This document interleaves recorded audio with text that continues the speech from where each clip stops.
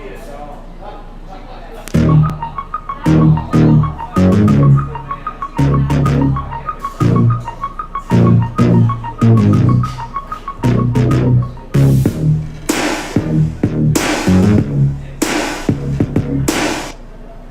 a welcome here to Cafe Kubal. We're here on 343 Fayette Street in Manlius, New York, in that giant brown building that welcomes you into Manlius. Rob knows all about the Manlius area, training out here and everything that you get to do out here that you've done for years. But literally, all the roads converge right here at Cafe Kubal, 343 Fayette Street in Manlius, New York.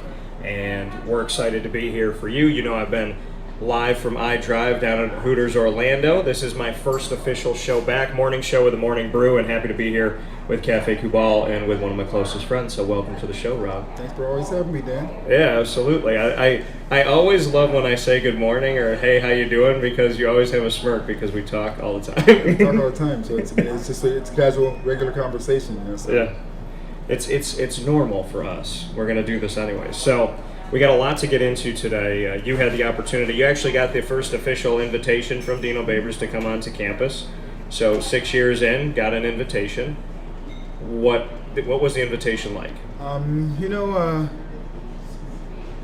Better late than never. Is what I can say. But I mean, meeting the guy for the first time, he's a very very impressionable gentleman. I mean, he's very. If likable is a word, it's just, he says all the right things, Yeah. I'm willing to give anybody a chance, a 1 in 10 season can make a lot of coaches, can make a lot of people, do a lot of things that they normally wouldn't do, but Yeah. it was a great gesture in the Syracuse University football program, aka Dino Babers, reaching out to the former players and wanting us to get involved and come around and what he called at the end of the practice, mi familia, which is my family, So, I mean, we'll see. The jury's still out. As I said before, it's like, I love my Syracuse Orange. I've always been Orange. Born, bred, and raised here. It's just want to be able to go out there and support my community, do things for my community, make that more successful for these young men at the community, and that's all we want to do as players. We don't. The fame is gone. All the prestige and everything we ever got in football is gone anymore. That's what as former players we don't want anymore. We just want to be able to go out there and be involved of a part of something that we built. And that's the thing, is to be a part of what you built, what you created, what you came. I mean, you guys made it. You set the precedent. 1987 undefeated. Only been undefeated twice. And you and I talk about it all the time. The national championship Ernie Davis team, undefeated. 1987, you guys undefeated. No other team in the history of Syracuse football has ever been undefeated. We're talking about two teams that had, almost 30 years apart, and then since 1987, we have not seen it happen in over 30 years. So, for your team to look back on those moments and those teammates, what is top of mind when you look back on 87? What do you think about?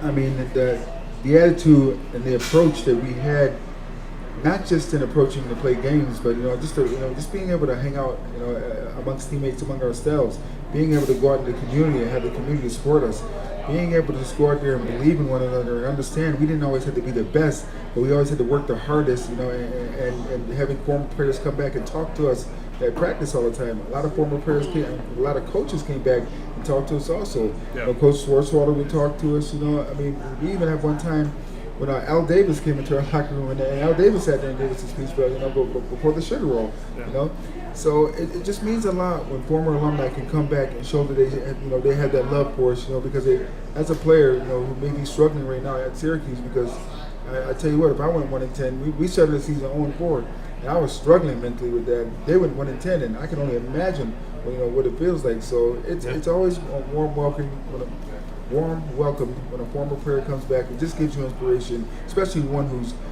been on an undefeated team and actually got drafted pretty high in the NFL.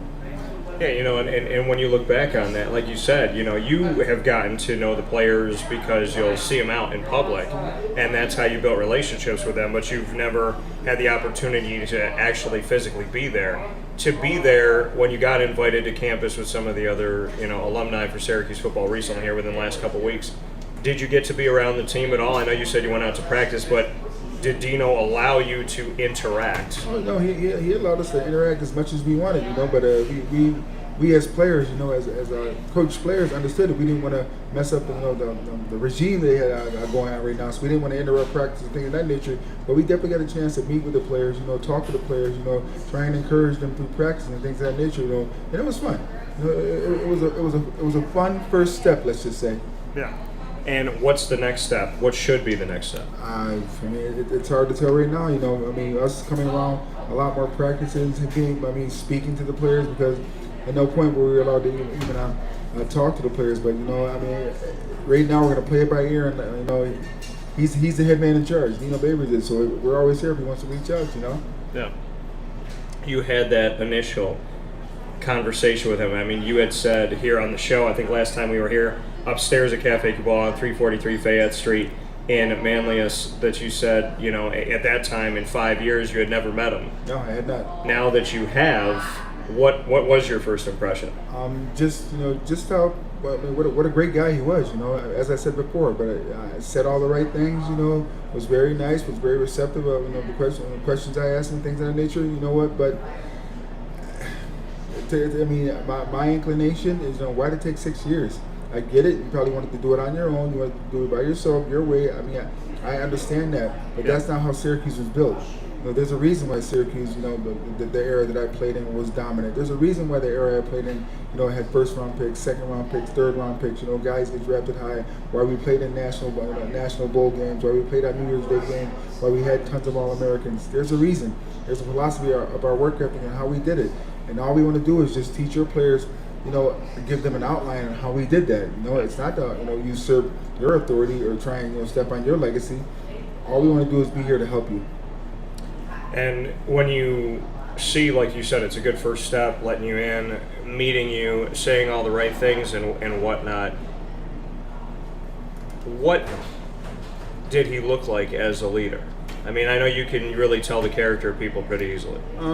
You know what? He's a pretty good leader. I think it's a military background in him. Yeah. He's very detailed. He notices everything. He stays on top of his players. He looked like authoritarian figure to him, but not in a bad way. Just someone who expects more out of them than they expect out of themselves.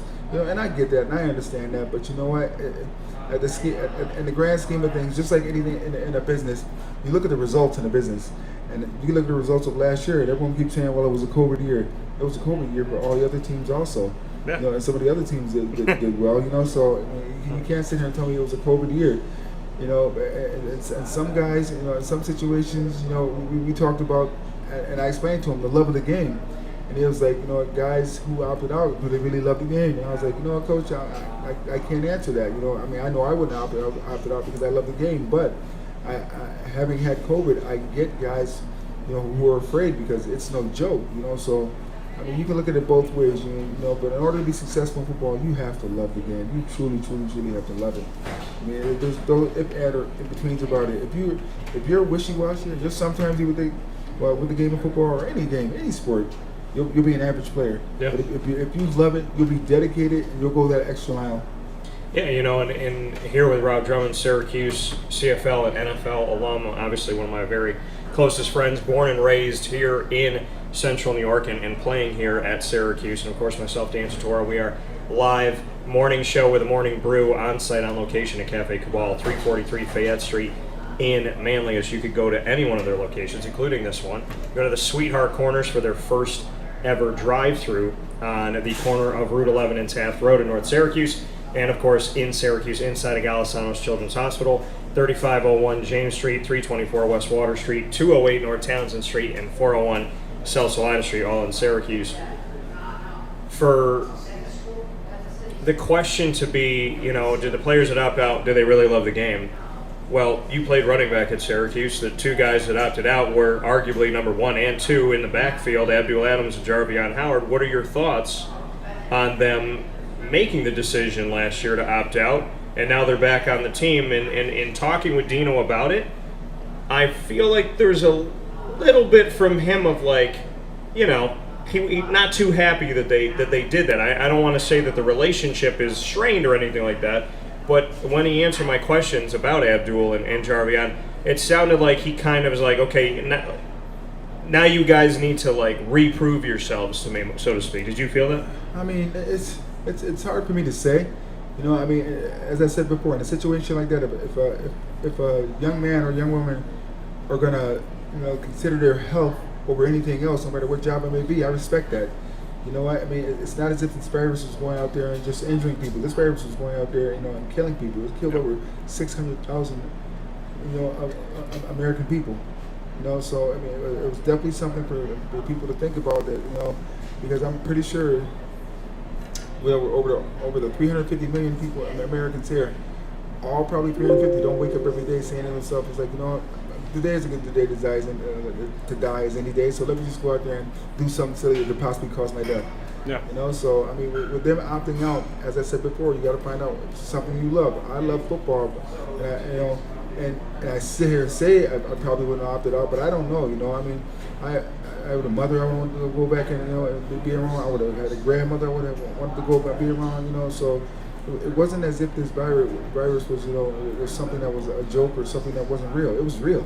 Yeah. So a young man's fear about his own life and his own safety, his own existence. I mean, I completely get. You know, for me to sit here and say that they don't love the game because of that's not fair. I get it. You know, but in the same respect, you know, you got to treat each individual, treat each situation differently.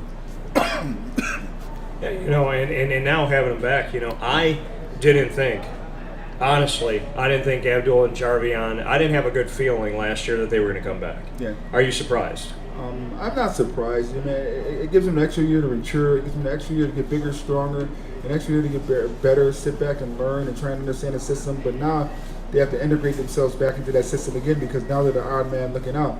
But that Sean Tucker kid's pretty good. Well, and the thing about Sean Tucker, before we take a step aside, as we're live here at Cafe Kubal on 343 Fayette Street in Manlius, New York, supporting local business and obviously supporting our local team here and speaking on Syracuse football. Sean Tucker, when I was at practice, you know, here in the fall, he walked out to do an interview, and I said, not only was he good last year, that man got jacked. I mean, I don't know if you saw him, but seeing him up close, you know, pads, whatever, just wearing the cutoff shirt, I was like, damn, he worked out himself. And he had the Rob Drummond face. Okay, what I mean by that is he walked over, got off of it, and it was all business. You can see that this man is so locked into Syracuse at Ohio week 1 that it's like, yeah, I'm in practice, yeah, I'm doing interviews, yeah, I'm doing this, but I'm ready to kill somebody. Like, I said that last year that when he was the 5th string running back and he had to come in and I watched him play, I said, Sean Tucker he's got the bite. He's got it. He's got the dog in him. He has that fire in him, and he reminds me of you. And I said, that's a dangerous thing for everybody they're playing, but a great thing for Syracuse. Now he's improved his build. He's cut down on fat, built up his muscle. I don't think Sean Tucker's looking to give anything up. And that 1 carry, 2 carries, 10 carries. I mean, he may not be looking to give things up, but in that same respect, you know, you always have to keep that grind, keep that fire, you know, bellowing inside you. Yeah. You know, it's easy to dominate in a game when no one knows what to expect from you, no one knows who you are. Now that they know what to expect from you, now that they know who you are, now they can game plan for you. This next year will be a very, very, very telling year for him to see if he exceeds, or if now, you know, they figured it out. You know, because every time. Sports is just about anything else. Always figuring out and getting better. Always figuring out and get better because defensive coordinators now, defensive schemes now will be geared to stop him. So now you have to up your game and improve that much better. And that's where the great ones are decided. If they can improve their game and adapt to what's being thrown at them. We got a lot to discuss in the backfield of Syracuse football. We got a lot coming up here. Once again, live from Cafe Kubal, 343 Fayette Street in Manlius, New York. Make sure you make your way out here, whether you're going to the fair or not. Whatever you do, now that the fair is 562 days, but whether you're going to the fair or not, make sure you come out to your local Cafe Kubal, support local, grab a coffee on the way, or if you're not going, just come out here, sit and relax like a lot of people are doing here right now on a beautiful morning that's not as hot. So it's like 75, going to be 80. It's not bad today. A lot of clouds in the sky, though. Yeah, well, you know, I'm a glass half full. It's still bright out, and it's not raining, so... That's because it's morning. So... That's right, it's bright out. Trying to be positive. Positivity. So we're going to take a step aside for a fast break. We'll be back right after this.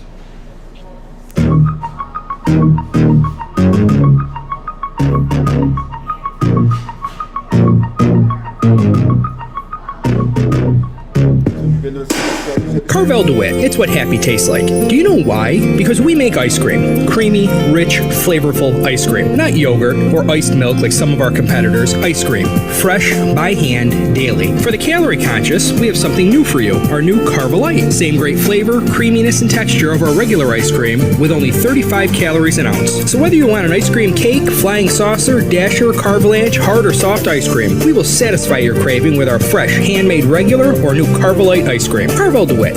It's what happy tastes like.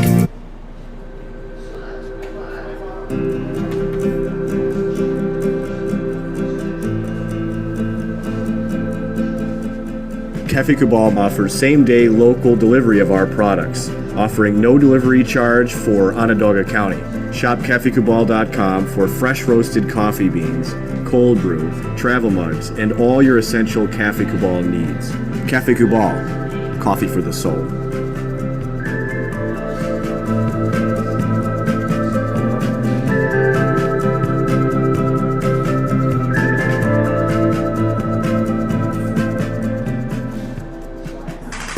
The Wildcat Sports Pub in Camillus, New York is located on 3680 Milton Avenue in the Home Depot Plaza. It is your family-friendly sports bar and restaurant. Folks, some sports bars aren't family-friendly. Some family-friendly restaurants are not sports bars. The Wildcat Sports Pub in Camillus, New York is proud to be both. It is that marriage that you've been looking for years. The Wildcat Sports Pub is your home base for your sports bar and restaurant needs, games for the kids, indoor and outdoor activities, and enough things on the menu to come back every single week and get to try something new. They're open Sundays from noon to 8 p.m., Monday through Wednesday, 11 a.m. to 11 p.m., and Thursday through Saturday from 11 a.m. to midnight. For reservations and party information, call 315-487-2222 for the Wildcat family-friendly sports pub and restaurant.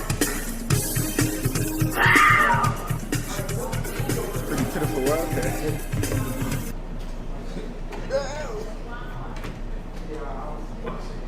Welcome back here to Wake Up Call with Dan Tortora, live on site, on location, morning show with the Morning Brew at Cafe Kubal.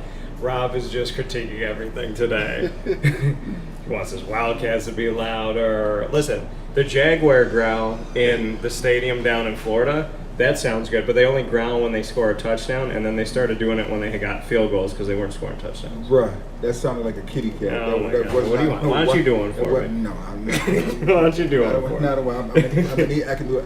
What sound do eagles make? Huh? What sound do eagles make? Oh, yeah. Orangemen don't make a sound. Yeah. So I can't do an orangeman. Just sit there. I don't. That's very true. I guess you squeeze an orange. I have no idea what sound an orange makes. I know what orange juice tastes like. Yeah, I like orange juice. So, the backfield. Get it back there. Sean Tucker Yes. leads the way last year. Yes. What did he show you as a former running back? What did you see from him in the way that he carried himself and the way he carried the ball? I like the way the young man ran downhill, and as a running back, you know, it's what impressed me most was when he hit the line of scrimmage. He was hitting the line of scrimmage 100 miles an hour. Yeah. He wasn't dancing. He wasn't slowing down. He made one cut and then he hit it, you know, and hit the hole. And that's a sign of a good running back. As I said before, now they're game planning for him. So now, you know, the job for him is going to be in trying to improve. You know, now that they're game planning for him, they know who he is now. He's not going to surprise anybody. So it's going to be interesting if he can elevate his game, you know, as far as blitz pickup, as far as catching the ball a lot more, as far as running downhill a lot more. So now with the emphasis more on him, it's going to be interesting to see what he does. You know, with the addition of Javion and Bill, you know, it's going to be, because I'm pretty sure that those two who are hungry also, getting older now, you know, with aspirations probably to play in the NFL, are going to up their game and improve their game also. So it creates great competition in the backfield, which makes the better players shine. You know, and that's the thing, the competition that's going to be back there. I mean, how do they? I mean, Jarvion was coming up, doing some good things a couple of years ago. Abdul Adams came in and did what he could do. So, you know, he came in as a transfer and made some good moves. And then Sean Tucker came out of nowhere. Cooper Lutz helped out too, number 24. And then they bring in Josh Huff. And Josh Huff from Beaverton, Pennsylvania, is a little bruiser. a guy who I think can be, one of those dominant backs that's going to break through the middle and actually show us maybe some old school Syracuse type of football. So when you got 5 guys, I don't want to see Syracuse not run the ball 25 times a game. Like, I understand you want to be this, you want to be that, you want to be fast, you want to be whatever, but when Syracuse won in history, they won with a strong defense and by running the rock. And listen, I don't care what anybody says about offenses now, what they're supposed to be and not supposed to be and whatever. The reality of it all is, and I know, if you run the ball well, you wear a defense down. You frustrate them. You get them on their heels. It helps your passing game. It helps condense the clock. It helps to extend your time on the field to keep your defense off. A good running game, a great running game, is going to make the game a lot shorter, and it's going to give you the opportunity to score in a lot of different ways. I mean, it sounds fundamentally like, yeah, okay, Dan, for the people that know football, but I'm sick and tired of hearing, well, running the ball is boring or running the ball doesn't work anymore. Yeah, it does. The teams that run on Syracuse, it works all the time. Yeah. So I would say with 5 backs, I just better see Syracuse run at least 25 times a game. I mean, my thing in the whole situation is that, they just have to do certain things to win games. Whether it be passing, whether it be playing great defense, whether it be throwing the ball, I don't care what it takes. You have to start finding a way to win games, because that's the only way you're gonna, get yourself nationally ranked, where you can get more recruits, where you can do a better job of getting players that want to come here and actually want to be here and stay here for 3 or 4 years, Yeah. So, I mean, they say winning cures all ills, and I agree with that. But, as I said before, coming off a 1-10 season has got to be tough. You can read all the write-ups, you can read all the hoopla, all the hype in the paper, regardless of what you may want to see. Tommy DeVito, whether it be Abdul Adams or Sean Tucker or whoever it may be, they all have to step up and erase what happened last year and just go out there and perform. And that's a sign of a good team. Can they do it? I don't. Time will tell. Yeah. But when you see this many backs on the team as a former running back, what are you thinking in your mind when you see Abdul, former starter, Jarvion's filled in as a starter, Sean Tucker's been a starter, Cooper Lutz has had to be out there when guys have gone down, and Sean's even gone down last year, and then you bring in Josh Huff. I mean, 4 out of the 5 guys at some point in time were the lead back in the last 2 years. Competition brings out the best of any athlete, and if it doesn't, you're not the athlete that you ever thought you were or ever will be. If you're afraid of a little competition in practice, you'll never be successful when it comes to playing in real games. Of the guys that you see, and of the guys that are out there on the roster, who do you think, like if you were the coach right now at Syracuse, could you lean? Yeah, if you were the coach at Syracuse, is there one guy that you could say, you know what, he's going to take the first carry today? In that instance, you're really asking me to base everything that I know off ability, and off ability alone. I'd have to see what Sean Tucker improved on. I know Abdul Adams personally, and I know how hard he's worked this offseason and how much better he got. So athletically, he's probably a little bit better and a little bit more mature also because he's an upperclassman. But I can't base anything off, an assumption of just knowing what I know already about, and that was how they performed last year. And that's what I'd be able to base off. I'd have to see them right now to assess them before I could ever make a statement like that. But I'd always go with upperclassmen because upperclassmen give you a lot more. A lot more leadership, but then again, I have no idea what Sean Tucker's done this past off season as far as his leadership in the locker room, with the running, with the weightlifting, things of that nature. So, it's going to be very interesting. But as I said before, competition brings out the best in you. The competition that me, Michael Owens, and Daryl Johnson had between one another was amazing. They made our practices go so much faster because we were always competing against, ourselves. So we made everybody around us that much better. Abdul, like you said, has improved his game. Yes. Where has he improved his game? His overall size and strength. He's cut down. He wasn't fat before, but he cut down, lowered his body fat percentage, increased his explosiveness. Lowered his 40-yard dash time. Increased his vertical jump. So he worked hard in the weight room this offseason. All these guys, had a chance to really get in the weight room and work hard. Burn off some of that stress. But it's going to be interesting to see what this young man can do now, having a year removed from getting his body healed up, for all the bumps and bruises. But I can tell you, as a former running back, you get a lot of bumps and bruises. But giving a year, a gap year, I call it, to be able to go out there and just get your mind right, get your body right, to be able to come back a year older, a year wiser, more understanding of the offense. It's going to be interesting to see what happens. So having his body get better and having him improve on that, Sean Tucker's improved on it too. Yes, like he you has. said, competition bringing out the best in you.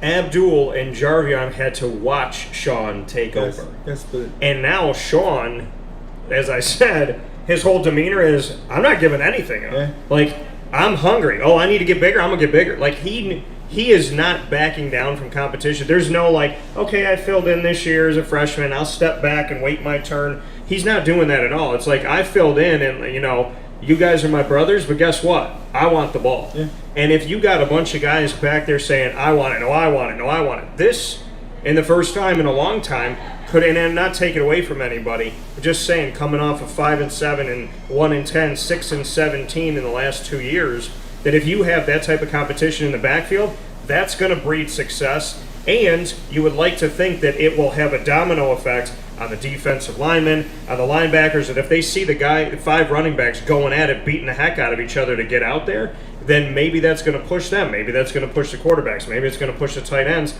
to say, you know what, if Sean and Abdul and Jarvion and Josh and Cooper want it that bad, maybe I should want it that bad. But after 6 years of watching Syracuse, I'm not going to assume. I'm just going to take what's given to us right now, and hopefully it's a situation that works out for the better, where we can win games and get into bowl games and make this program that much better. But the jury's still out. I saw some bad losses last year. Yeah. Holy smokes! And I was just sitting there saying to myself, I was like, what is going on? But in the same respect, it's like, I'm not in the locker room. I'm not privy to what's going on with them right now. So it could have been internal problems. It could have been COVID.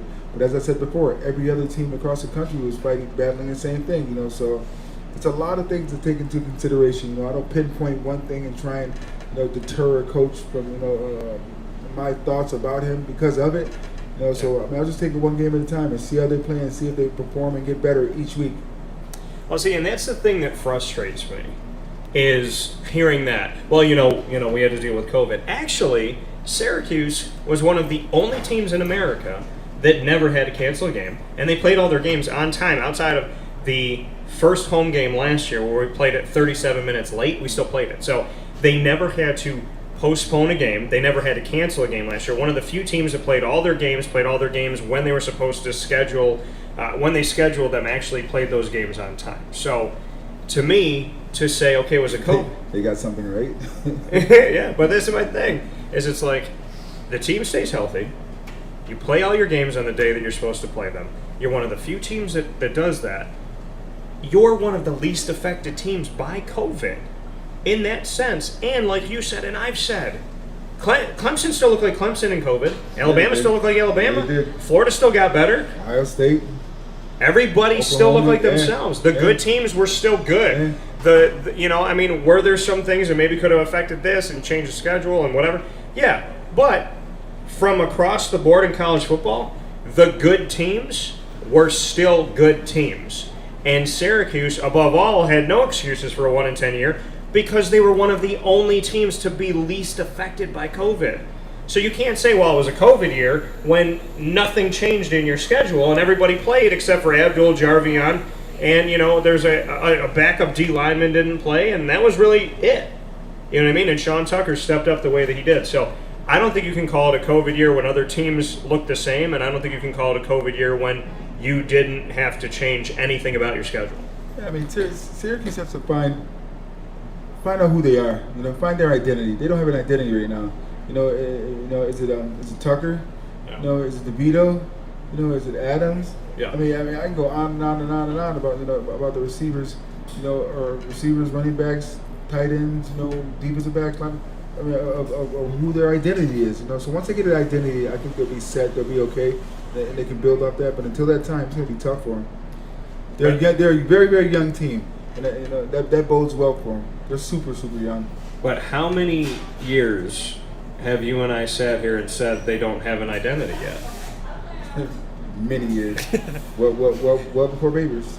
Right, and the identity used to be, run it down your throat, condense the clock, play hard defense. Run it down your throat, condense the clock, play hard defense. Why get away from that? You know, why they don't have to hurry up, I guess is what I'm saying. And in 5 years, has the hurry up worked? Not really. And why did the hurry up work a couple of years ago when they were 10-3? Because any offense would have worked with Eric Dungey, because Eric Dungey's an animal. So I agree. You know what I mean? So it's like, has this offense ever truly worked under Babers in this hurry up, let's run 100 plays a game? No. So why keep it? You gotta ask him. that's the question of the day. He's a head coach. He runs the show. If something that we always say, what's the definition of insanity? Do the same thing over and over again, expecting a different result. Exactly. You're not getting the results that you wanted. And it's been 6 years now. So maybe it's time to just bring in maybe a West Coast style offense coordinators. I mean, something different. Just look at what Ohio State's doing. Look at what Clemson's doing. Look at what Oklahoma's doing. Look at what LSU was doing the year they won the national championship. It's like you got to at some point.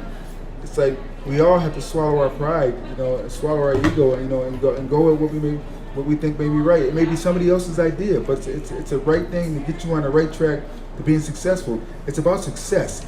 At the end of the day, it's not about your one-loss record at Syracuse. It's about these young men going out there and being able to try and at least compete for a national championship, if not for a conference championship. But you have to put them in the best position to be successful. Yeah. Well, and that's the thing. I mean, you could call it a purist or whatever the heck you want to call it, but I like running the ball. And the Big Ten prides itself on running the ball in their offensive line and pushing the way that they do. And look at how successul they are. Clemson, for goodness sakes, with Travis Etienne and company running the ball. Yeah. And Wayne Gallman, when he was there, running the ball, who went on to the Giants and whatnot. I mean, it's Alabama. Yeah. Josh Jacobs, hello. So it's running the ball still works. I don't want to hear that it doesn't. And I guess for me, the frustration, and yes, it came before Babers when they still weren't running the ball. But to see Syracuse, literally, they could have argued themselves to be RBU. They had you, who's, top Rob, for those of you that don't know, top 3 in yards per carry as a career behind only Ernie Davis and Jim Brown. So you got Jim Brown, Ernie Davis, and you have Joe Morris, you have Floyd Little, you have... No, I think Walter Reyes is 4th. God rest his soul. Yeah, and then, God rest his... And he was great to finally get to know. Larry Zonka. Yeah. I mean, you look at... And Walter Reyes had a career day against Notre Dame. You see the history, and it would be the easiest sell for Syracuse University football to say, we're RBU. Yeah. Look at our history. Yeah. Look at where it started with Jim Brown, all the way to today. Look at Mo Neal, who had 2,560 yards, and if they actually used him as a running back the first 2 years, he would have had 3,500 yards. Yeah. So, and he averaged 5 yards a carry. Mm-hmm. So, from Jim Brown to now, they've had success. Why are they not promoting this university as RBU? Yeah, that's them. And the thing is, you know what I think I've learned? If it makes sense, they're not going to do it. you got to ask them. I mean, honestly, as I said before. I'm just thinking of Dave Chappelle where he just pleads the fifth the whole time. The 6 years I've been on the outside looking in. Yeah. So, I can speculate. I can give you my answer, but it's like I'm not in control. I mean, I have no leverage in anything, whatever Syracuse does and things of that nature. That's all on them. If they win, it's all on them. If they lose, it's all on them. It's nothing to do with me. I'm old and lumbery now who was successful there, who did his thing there. Yeah. The fans cheered there. The dome was packed when I went to school there. It's not the same like that anymore. So, if you want me to answer that question, let me inside the operations to see how things going on, then I can answer that question. But as of right now, that's on them. Run the ball. Just run the ball. I think you and I have said that so many times. Why wouldn't you run the ball? And you see how they use it against Syracuse. Yeah. When they want to condense a game, if the game is close and they're playing Wake Forest and it's a 6-point game, Wake just runs the ball the last 13 minutes of the game. Yeah. And for 10 out of 13 minutes, they have the ball. And Boston College, who's a little bit different now with having a new coach with Jeff Hafley, but, they could still run the rock. Clemson, Travis Etienne, you talk about career days, he has them against Syracuse. Florida State, looking at, the Delvin Cooks of the world and the guys. There was guys at Florida State that didn't make it in the NFL and really just fell right off, but had career days against Syracuse. Running the ball is the Achilles heel that constantly beats Syracuse. So why not do it to the team? You know what they say? Like, take their medicine, give it back to them. Why not use it? I mean, if you're trying to gunsling and out-throw everybody, and they're going to run the ball and have the ball for 30-some-odd minutes of the game because they know how to condense the clock, and you're just going to pass. Yeah, a fast offense might score, but if you score in 37 seconds, that means you're giving the ball back. So unless you plan on scoring 40 points a game, you're not going to win. You got to ask them. But I sound like Marshawn now. I'm just here so I don't get fined. You sound like you're playing. I'm just here so I don't get fined. No, but I'm being honest. I mean, I wish I could answer the questions for you, but you gotta ask. Those are questions that Syracuse hasn't been willing to ask in 6 years. No, Shaver wasn't willing to ask them. Robinson definitely wasn't willing to ask them. Marone wasn't willing to ask them. When you're not winning, it's hard to answer questions about how you're performing. It is. Yeah. I know that. But try something different. Definition of insanity, like you said. Yep. Run the ball. You have 5. And the thing is, if I'm Abdul, and I know he's already transferred, but if I'm Abdul, so if I'm guys that have time, right? So Jarvion, I think Abdul does have a little bit of time though because of the COVID year. But if I'm Abdul, if I'm Jarvion, if I'm Josh Huff, if I'm Cooper Lutz, if I'm Sean Tucker, and this year they don't run the ball, I'm transferring. And because as a running back, I understand you commit to a school, coach, whatever, but this is about the rest of your life. Yes, it is. You know what I mean? It's like, it is. How's it going to affect Dino if you don't make the NFL? It is. You know what I mean? So it's like, this is about the rest of their lives, and they're too talented to not be utilized. And I've banged the drum for years about running the rock, and they haven't done it. But this year, with 5 of them, 5, and I think that Josh Huff can come in and actually attack right away, potentially. 5 guys. My thing is, how are you going to run 3 of them, let alone 2 of them? What are you going to do? How are you going to make it all happen? Because all 5 aren't going to get out there. But you have every reason in the world, and week 1, Huff, you got it. We're playing Ohio. Week 2, my guy, bring in somebody. Okay, we're playing Liberty. We're playing Rutgers or whoever. Okay, let me bring in Sean Tucker. Okay, Abdul Adams does well against this defense. You have way too many wrinkles to not make this work. You genuinely don't even have to show the same look every day. It's a good problem to have. It is, if they run the ball. Yeah, it's them. And if I think that's going to be my hotkey. You got to ask them. I'm honest. I know. See them run the ball down the team throat because you're right. You completely can demoralize a team.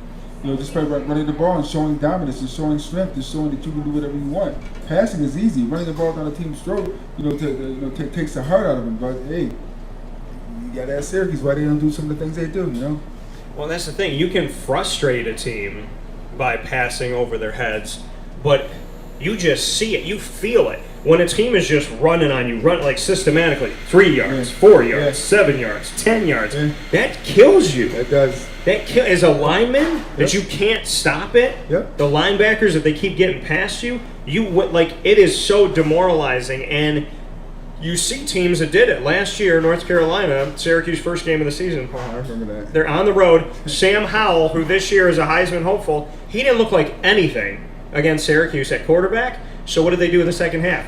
Hand it to Javonte Williams. Hand it to Javonte. He had 3 touchdowns. Yeah. And he wasn't even him and Michael Carter, think about this.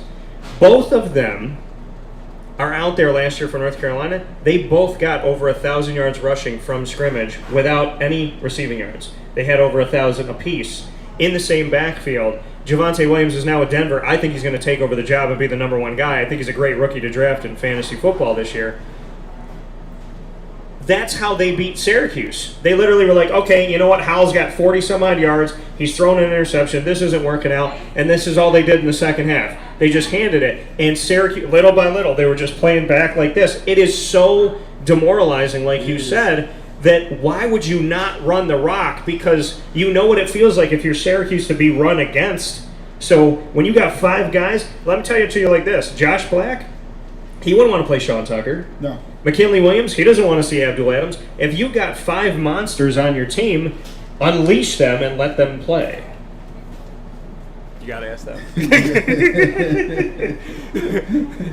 you gotta ask them. I think I'm gonna name this show. What I do with you gotta ask them. But it's true. I know. What I'm saying is, I'm saying from our perspective, Yes. it doesn't make sense to not run the ball, especially when you have 5 guys and when you know that Abdul, Jarvion, and Sean have all taken over and done good things. Cooper has filled in as well, and Josh Huff is coming into this team as a bruising back. If you watch Josh Huff play and you see his statistics and whatnot, in your brain you're thinking, man, this guy's got to get 1,000 yards. It doesn't make sense also to have the former players feel unwanted. Right. But we did and we do.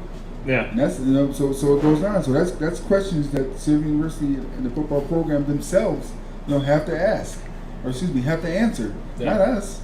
We for way before Babers, way before Marone, way before Schaefer, way before Robinson. We always came around.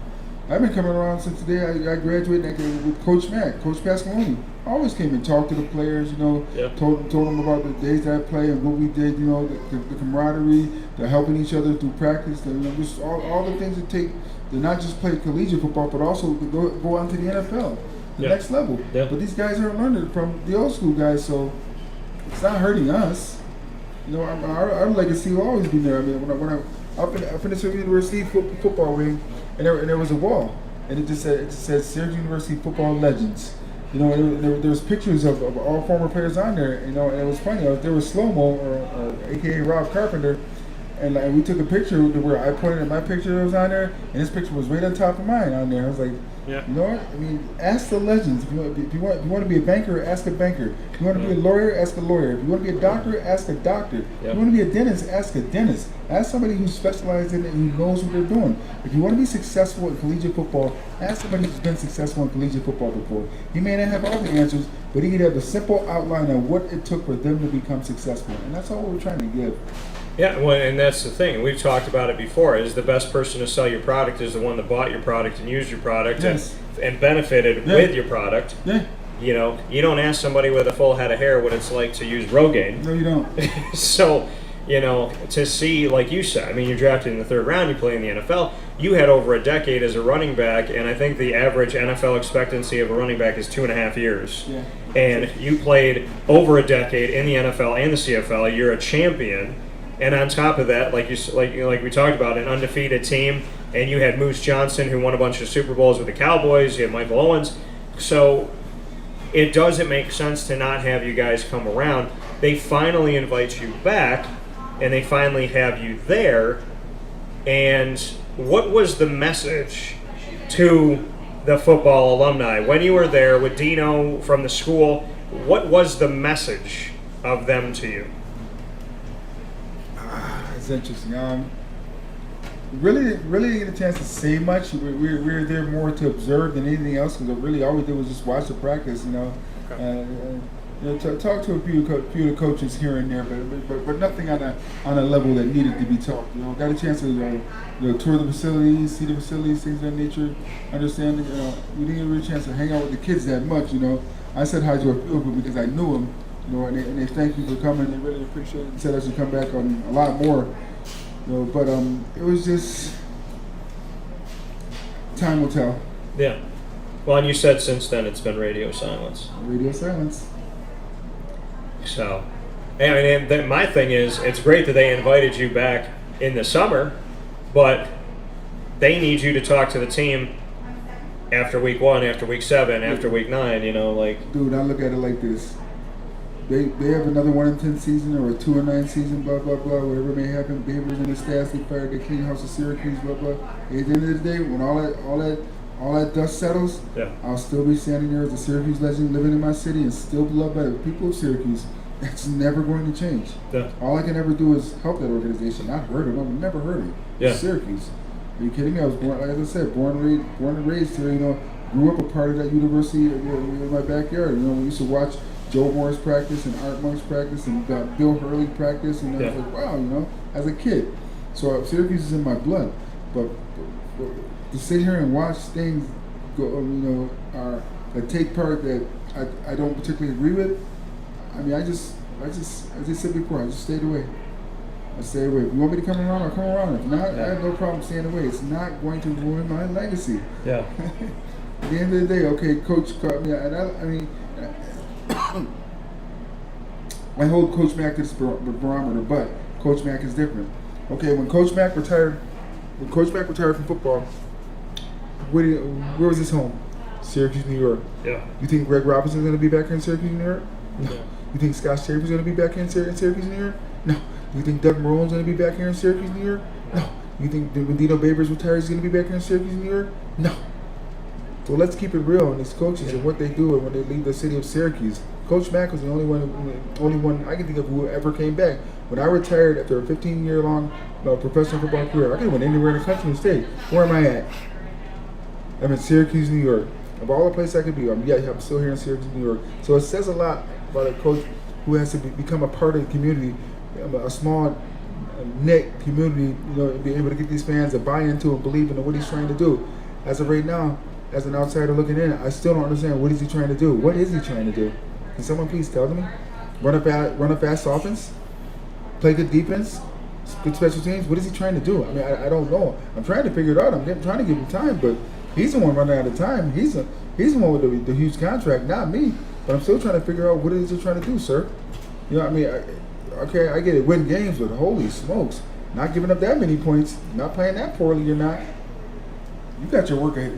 You got a lot of work to do in a short time. You gotta ask them. Hey, bro, No. Trust me. I'm with you. I know. I'm with you. But like the whole thing you were asking me, I have no idea what they are trying to do.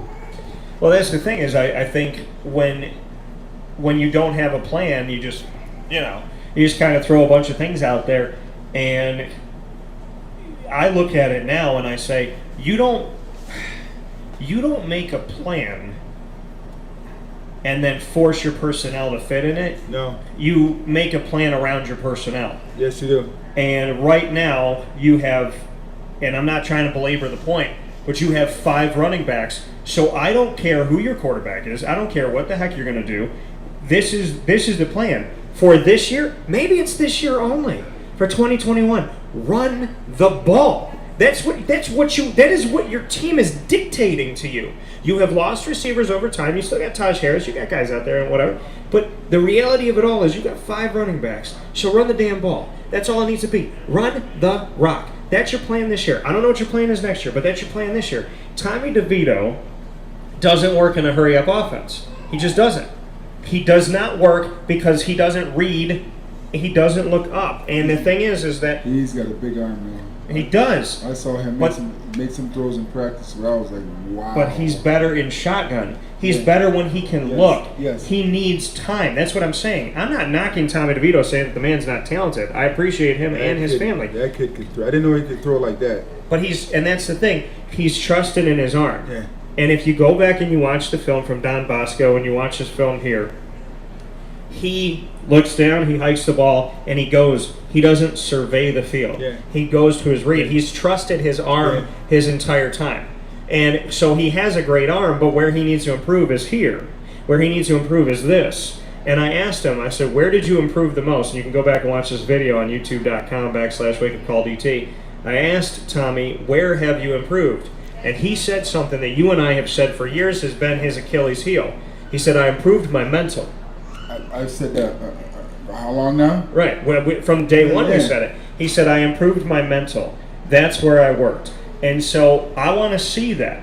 Because, yes, you got a strong arm, and he trusts in his arm. But when you come play Division I-A football in the ACC, you can't just trust in your arm. You have to check down. You have to survey the field. You have to do things with the time that you have. You can't just hike with your head down and go to your first read. Yes, he's talented, but he can get better in surveying the field. Now, Garrett Schrader comes in. He's got better numbers, and Schrader's out here to get this job. I talked to Schrader about Tommy. I talked to Tommy about the situation, and they don't seem like they're the best of friends, which, again, could be showing us that competition is working because Garrett's coming in, and he said, he's like, we're totally different people. I'm from the West Coast. He's from New Jersey. We're just different guys. They have different styles and different ways.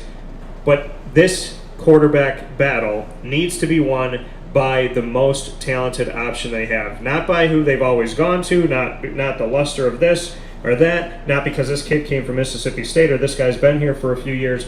The best quarterback across the board, by the numbers, is the one who should take the job, which seems normal, but it doesn't always happen here. Yeah, I mean, just give me the quarterback that can get the job done. Yeah. No, I mean, at the end of the day, it's not about, whether I recruited a guy or whether I like a guy or whether, he's 6'3" or 6'6" or has a big arm. At the end of the day, just give me the one who has the most production, the one who can go out there and be a leader, because the quarterback position is probably the most position on a football field. Excuse me, I'll correct that. The quarterback position is the most important position on a football field. Yeah. Your quarterback has to be the one that people look up to for guidance, for clarity, for understanding, to get the offense moving, because that's the voice. That's the only voice you hear in the huddle is a quarterback. The only voice you hear for the snap count is a quarterback. So he's controlling everything. So he's got to be the orchestra that gets all these pieces, to be able to go out there and make a beautiful sound as far as playing a great game of football. And it all falls down in the quarterback. So if DeVito or Schrader can step up, that's the guy I want to be able to step in there and play. Yeah, and I think too, Jacoby Morgan last year, he showed me something we haven't seen forever in Syracuse. When he started running to the outside and looked to pitch it, I saw the McNabb. You know what I mean? And I'm not saying he's the same. We've seen 5 seconds of him. But what I'm saying is when I saw the decision making of him running and going, do I pitch it, do I keep it, do I option it, do I stay? I was like, gosh, it has been forever since we've seen anything like that. Yeah, quarterbacks need to be very, very good decision makers, because they have to make a lot of sometimes, painful and unpainful decisions within 3 to 4 to 5 seconds. Getting rid of a football as opposed to getting drilled by a defensive end, or a linebacker. So they have a lot of decision making, and the thing with their decisions, if it's a bad decision, it's amplified. Oh, yeah. Because the whole stadium sees it. Whereas like a punter's, a bad decision, it's not amplified. No one sees it as much. But a quarterback, all eyes, like Tupac, all eyes on me. Well, that's the thing. I mean, I watch games, and you'll watch them with fans, and a quarterback, has 3 completions. Then their 4th pass is an incompletion, and it gets batted down and almost intercepted, and everybody forgets the last 3. Yeah. A quarterback, what do they say? Quarterbacks and head coaches are given more credit than they deserve and more blame than they deserve. Yes.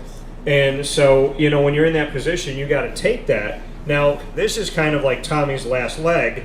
And then if Schrader comes in as a sophomore due to the COVID year, so he has 3 seasons. And how about this? Jacoby and Morgan played last year, but he's still a freshman. Dylan Markowitz because of COVID. So Dylan Markowitz still a freshman. There's 4 freshmen that are here. Justin Lamson comes in. So you got 4 guys that are freshman quarterbacks behind Garrett Schrader and Tommy DeVito. So you have, whoever your quarterback's going to be, you have plenty of time to develop the next 4 guys to see what they're capable of and what they can do. I truly believe at some point this season, I think we're going to see them both. I think we're going to see DeVito and Schrader. But I ultimately believe that if things follow the bouncing ball of the past, now if Tommy DeVito gets better and whatever, I think Dino wants to play him. But if Schrader plays better early on when they're trying to play these both, I think Schrader's going to take over this year, and I don't think he's going to give it up. Have they developed a quarterback in the 6 years that he's been here? No. Okay. No, because Dungy developed himself. Bro, I thought I would just ask. Yeah. It was an obvious question to me. So now we're explaining and trying to say that they should develop a quarterback. That sounds good and everything, but have they done that process within the last 6 years of developing a quarterback? Okay. That's what I asked. So basically, it's Schrader or bust this year, and because he comes from Mississippi State, he comes from. I just asked the question. No, what I'm saying, because they've had plenty of time with one. Yep. They brought in another one, and you bring him in for a reason. He didn't come in to sit. So. Yep. It seems common sense, huh? But if it makes sense, it's going to happen. So we'll see. And I think for me, Dungy, which people don't think about this, and I don't know why people don't mention this. He had, 3 quarterback coaches, if not 4? Yes. So he had 3 quarterback coaches, and it's so difficult to develop when you have three different guys with three different mindsets and three different, I mean, it could literally be that they have the same plan for you, but they have different verbiage. Yes. You know, they have different ways of going about it. Maybe they overcomplicate things and you simplify it. I remember when Dino came in, he said, Dungy's not running like he used to. I laughed. The next year he goes, well, you can't stop a man from doing what he wants to do. Yeah. I was like, yeah, because you realize that you can't sit him and he's not going to not hurdle people. That's who he is. You can't take a round peg and jam it through a square hole. Yeah. If you have a round peg, you have to somehow design, a system, design, a paradigm for that round hole, to emasculate to. So it's a whole lot easier for you to design something to allow that peg to fit, as opposed to just that peg you're just trying to jam it through. But that's the thing. A hurry-up offense worked for Dungy because he knows how to run and make quick decisions. It doesn't work for Tommy DeVito because he doesn't survey the field. So you're asking a quarterback who already doesn't look and already doesn't take that time to have less time. Yes. So you're taking someone who's not successful surveying and you're giving him less time to survey. It doesn't work. DeVito is a pocket passer who can run, but he is a shotgun he has to have time where Dungy didn't need time. Dungy didn't. If he had 0.7 seconds to hike the ball and get it to him, that was fine. He was going to do something with it. The thing that intrigues me the most is that we spend so much time sitting here assessing, whether it be Dungy or whether it be, Sean Tucker or whether it been Trill Williams or Andre Sisco or whoever it may be, Syracuse guys of the past. But at the end of the day, they don't win. Yeah. They don't win. They're not playing in bowl games, which can create more revenue for the school, create more playing time for the coach to be able to go out there and assess his player because it gives them more time to play football and things of that nature. But at the end of the day, it's about developing players and winning games. And they're not doing that right now. Why? I don't know, because you'd have to ask them. Well, and that's the thing.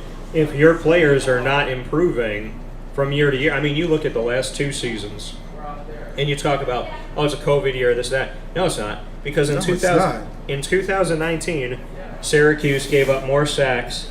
At one point, their offensive line gave up more sacks than anybody in the nation of 130 FBS Division I-A teams. Last year, guess what? They gave up more sacks than anybody else. So 2 years in a row, and it wasn't just the offensive line. Sometimes it's the quarterback, sometimes it's the pickup by the running backs.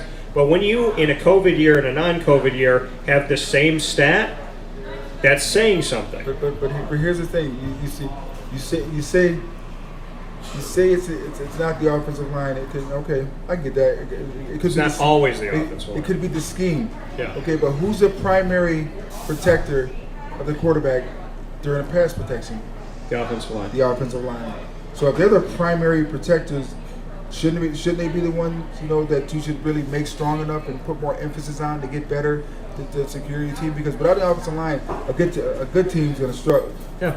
Without a good offensive line, a good team's going to struggle big time. Well, and I told you 2 years ago what really concerned me was talking with Aaron Service, and it was 2 weeks before the season, and I said, so where are you playing? Has everybody gotten their position? He goes, no. The coaches really don't know who they like at any of the positions, so we're all playing all over the place. And I was like, but it's 2 weeks before the season. That's a recipe for disaster.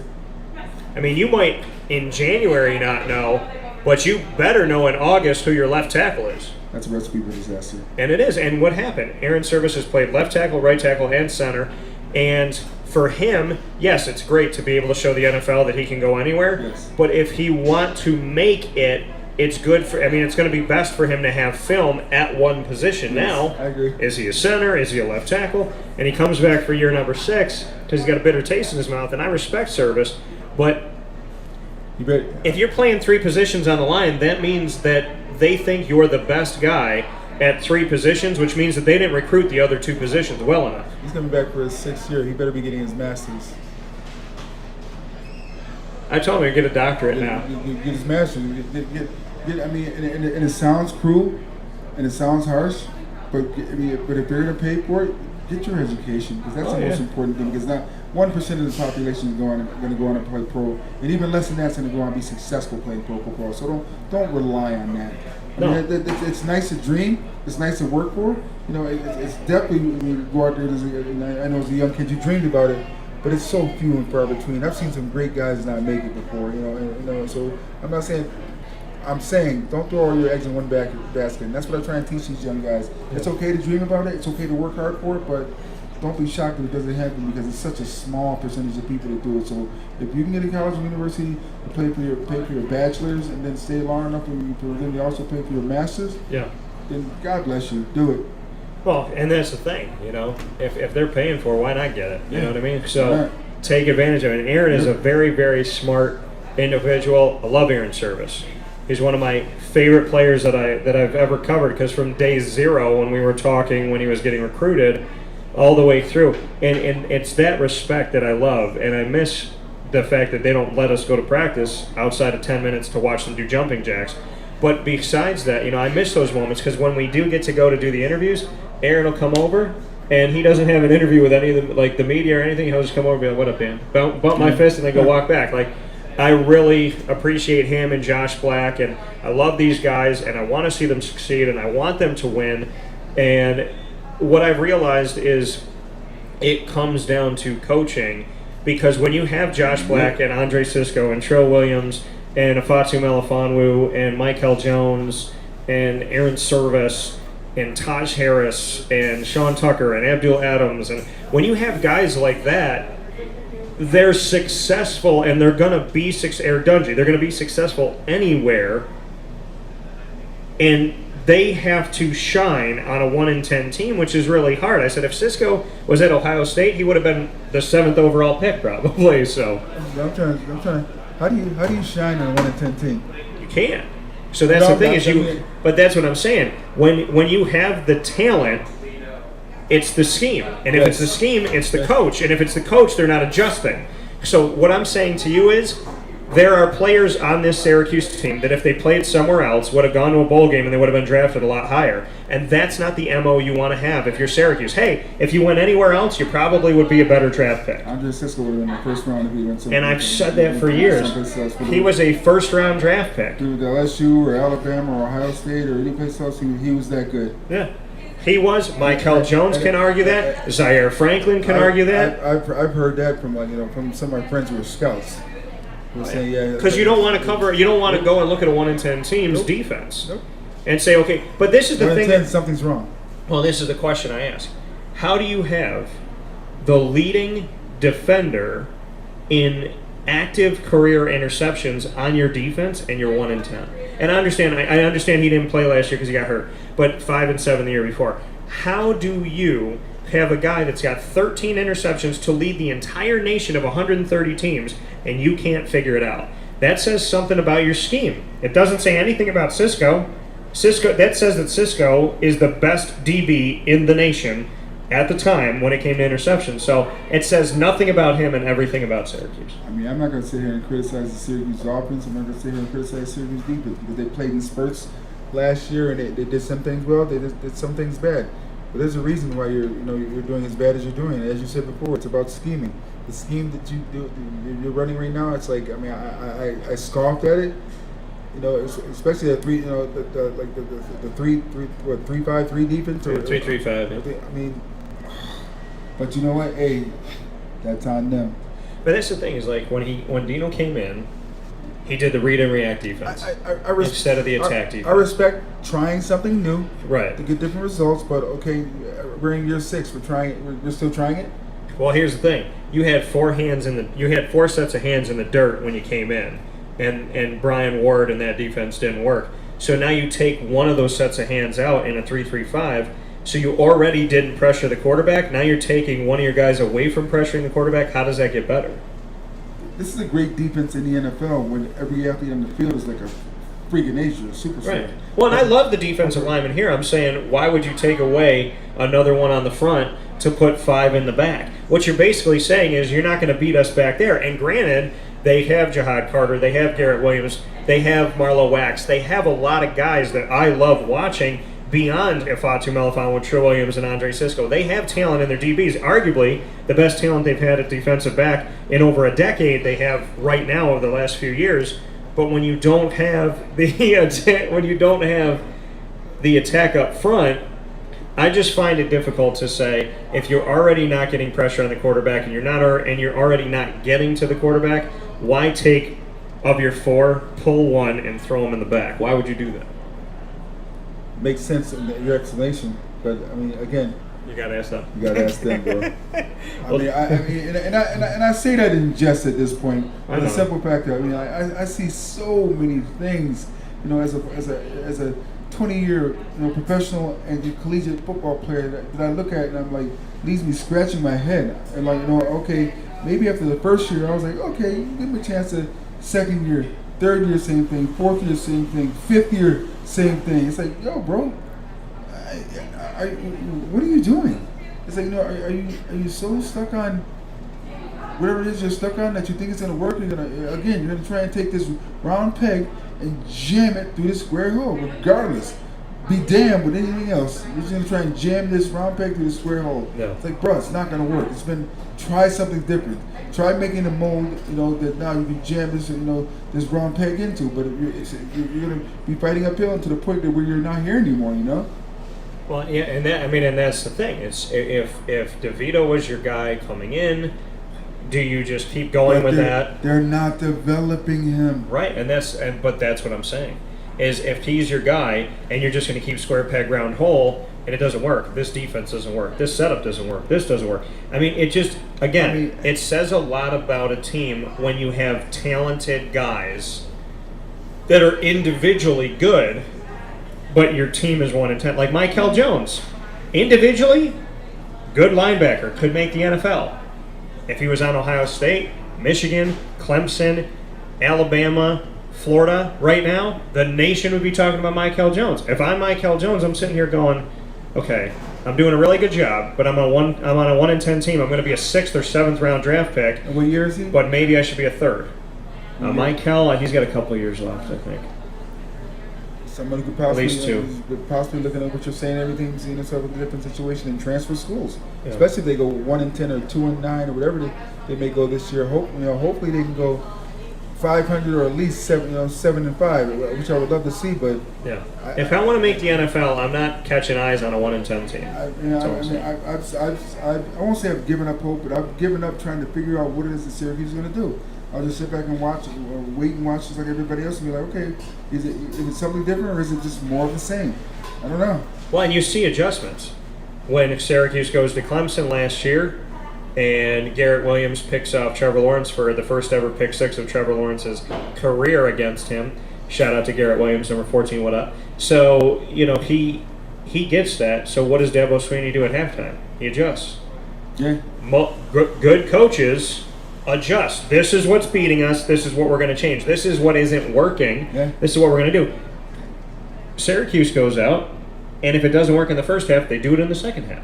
And that, again, it's scheming, it's coaching. That's not players. Because, you talk to players, and they'll tell you, like, listen, Dan, in the Pittsburgh game where it was 71 to 67 or something, that horrible basketball game on the football field, the guy said, they're like, we were looking at it and seeing what was beating us, and he goes, one of the guys was like, Dan, they were running the same 3 plays, and the coordinator wasn't adjusting. Yeah. So he goes, after a while, we're just kind of like standing out here like we look like we suck, but in actuality, this is where he's put us, and it's going to beat us. It's beating us every time. So, of course, you look at the screen and go, oh, Cordell Hudson screwed up. Oh, Julian Wiggins screwed up. Did they? Yeah. Or were they just in a bad scheme? Sometimes coaches overthink things and put schemes in that really don't work, but they're so staunch in their ways, they refuse to change them. That's called stubborn and ego. So wouldn't you think that 1-10 would take away stubborn and ego? You gotta ask them. We'll take a step aside for a fast break. We'll be back right after this.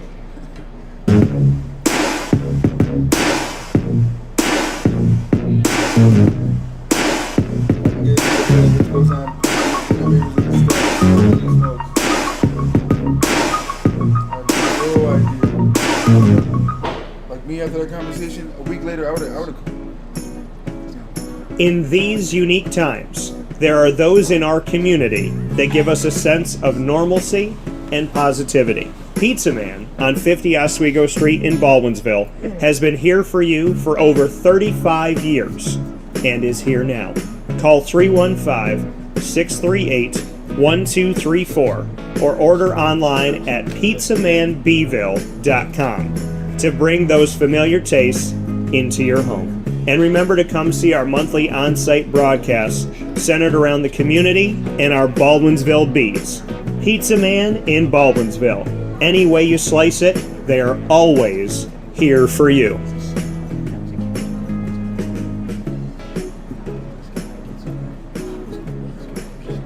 This is Jimmer Sikowski, owner-operator of Chick-fil-A Cicero, 7916 Brewerton Road in Cicero, right in front of the Home Depot. I had a deep feeling that God wanted me to do something bigger with my life and to help people, help others. He kept putting Chick-fil-A in my life, and I realized as I was going through the franchise selection process that positively impacting the lives of others was really core to what we do here at Chick-fil-A. First of all, it starts with the food. The food is brought in fresh daily. We bring in local produce. We prepare to order in the kitchen. We hand bread our chicken. We hand spin our milkshakes. It's great food. It doesn't taste like fast food. I think the second thing is the way people feel when they come in a Chick-fil-A restaurant. It's different. We try to treat people with intentional kindness here, which is very different and deeper than good customer service. And so I think it feels remarkable for most people to come in a Chick-fil-A restaurant.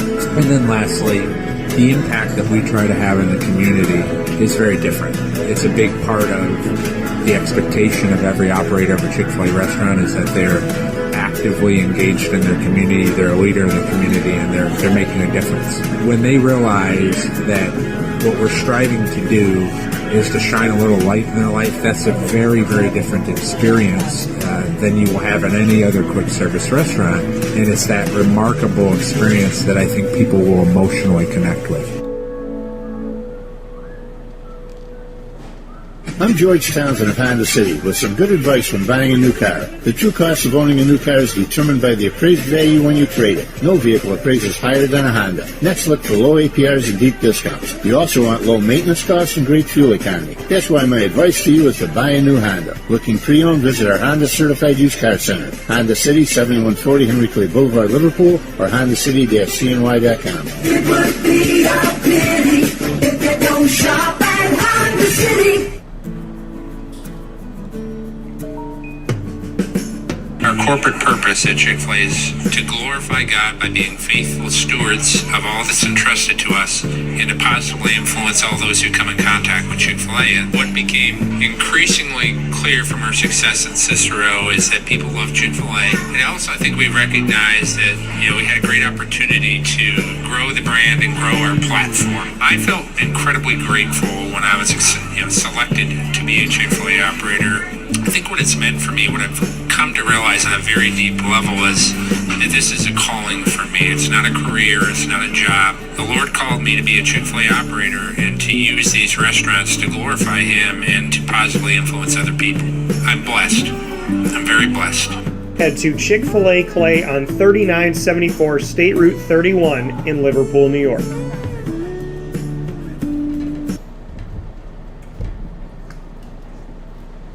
Welcome back here to Wake Up Call with Dan Tortora on wakeupcalldt.com, your one-stop sports shop, mixlr.com/wakeupcalldt, youtube.com/wakeupcalldt, facebook.com/wakeupcalldt, and on facebook.com/livenowdt. We are the morning show with a morning brew on site on location today at Cafe Kubal, 343 Fayette Street in Manlius, New York. I'm here with my guy Rob Drummond, great friend, close friend. And if a woman ever snatches me up in the right way, you'll be standing up at my wedding. If not, we'll go on vacation somewhere else. No matter what, Rob, we'll take a cruise somewhere. That's how I'm thinking about it. So Rob Drummond, Syracuse NFL and CFL alum, and of course myself, Dan Tortora, Wake Up Call, hanging out here with you. Speaking on Syracuse football and ushering in this season, they start the year on the road at Ohio. Now, different coach. Ohio had the same coach for a long time, stepped down recently. So Ohio's kind of in this weird, not great timing movement of bringing, having to go forward into this new era without their coach.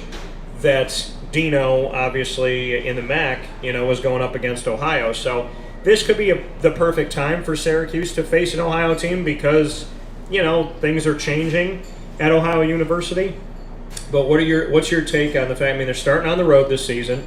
They're going to Ohio, and Dino's put a MAC team on the non-conference schedule. I mean, I really take nothing for granted when Syracuse goes out there and plays a football game, you know. But this is a game, you know, as we said, of a bunch of games last year.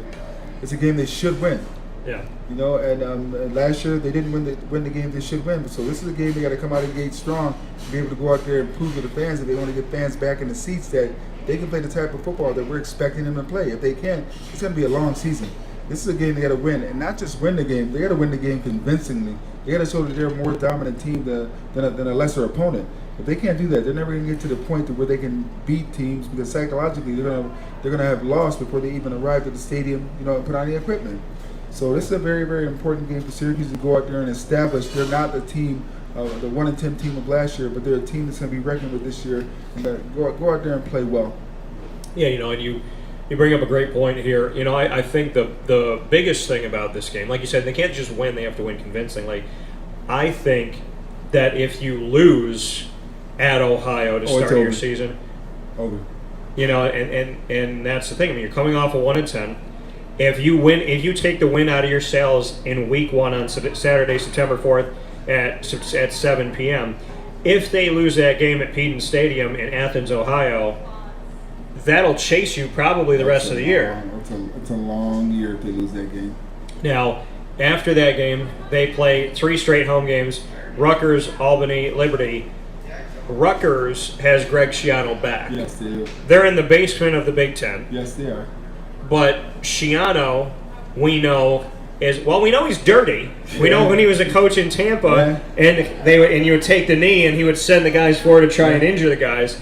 So we know that if for nothing else, Schiano's probably going to be nasty in this game. He's probably going to have the guys playing nasty, and Syracuse is going to have to get physical. What are your thoughts on reviving an old Big East rivalry with Rutgers and having them come to the Dome? It was never a rivalry for the simple fact that we were always dominant. You know, in those games. Yes, we played them. There was an Eastern rivalry, but it was dominance by one party. I mean, the same could be said for Penn State whenever they would play Syracuse. For the longest time, Penn State just dominated Syracuse. It was a great Eastern rivalry, but Penn State dominated. Rutgers is the same way. So Syracuse has to go out there with that mindset and approach it the same way. That, you know what, we're the dominant team in this rivalry in this series. You know, and have to go out there and flex their muscle. Yeah. It's okay to flex your muscle every once in a while. It doesn't mean you're cocky. It doesn't mean you're conceited.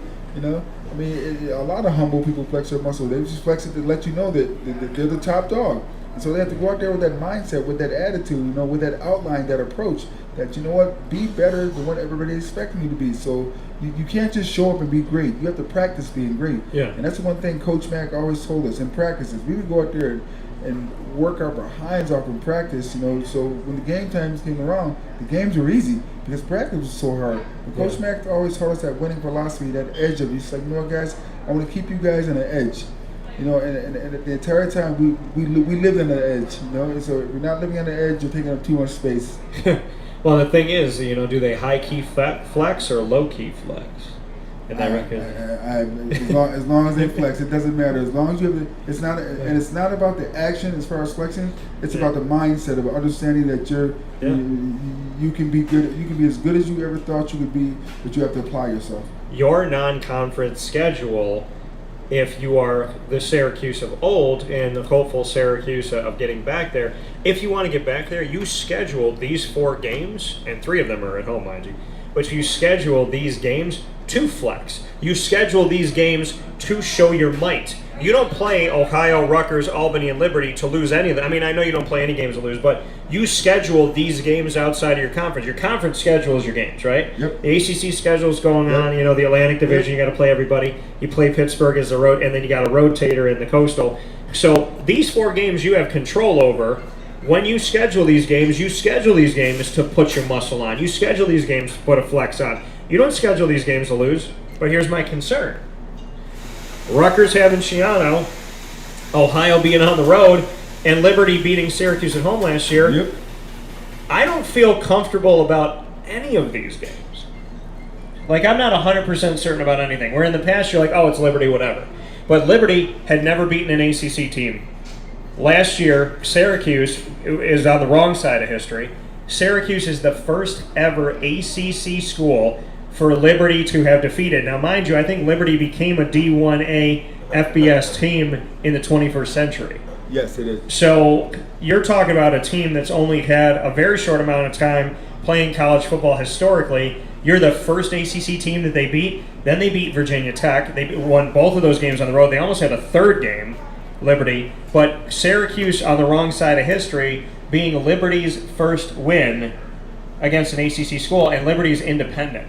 Liberty was a good team, though, last year. Yeah. That running back they had, not to take anything away from them, but he was very, very, very good. Well, no, they're very good. It's just on the schedule, you would think if you were, like, back in your days of playing in the 80s, if you saw, a Liberty and Albany and Rutgers, you're like, oh, yeah, okay. Yeah, we jokingly played a called the stats game because that's where we get as much stats as we can before the coach yanks us out. Did you ever think that you would live in an era where instead of these being stats games, they're actually games where you don't know which way they're going to go? No.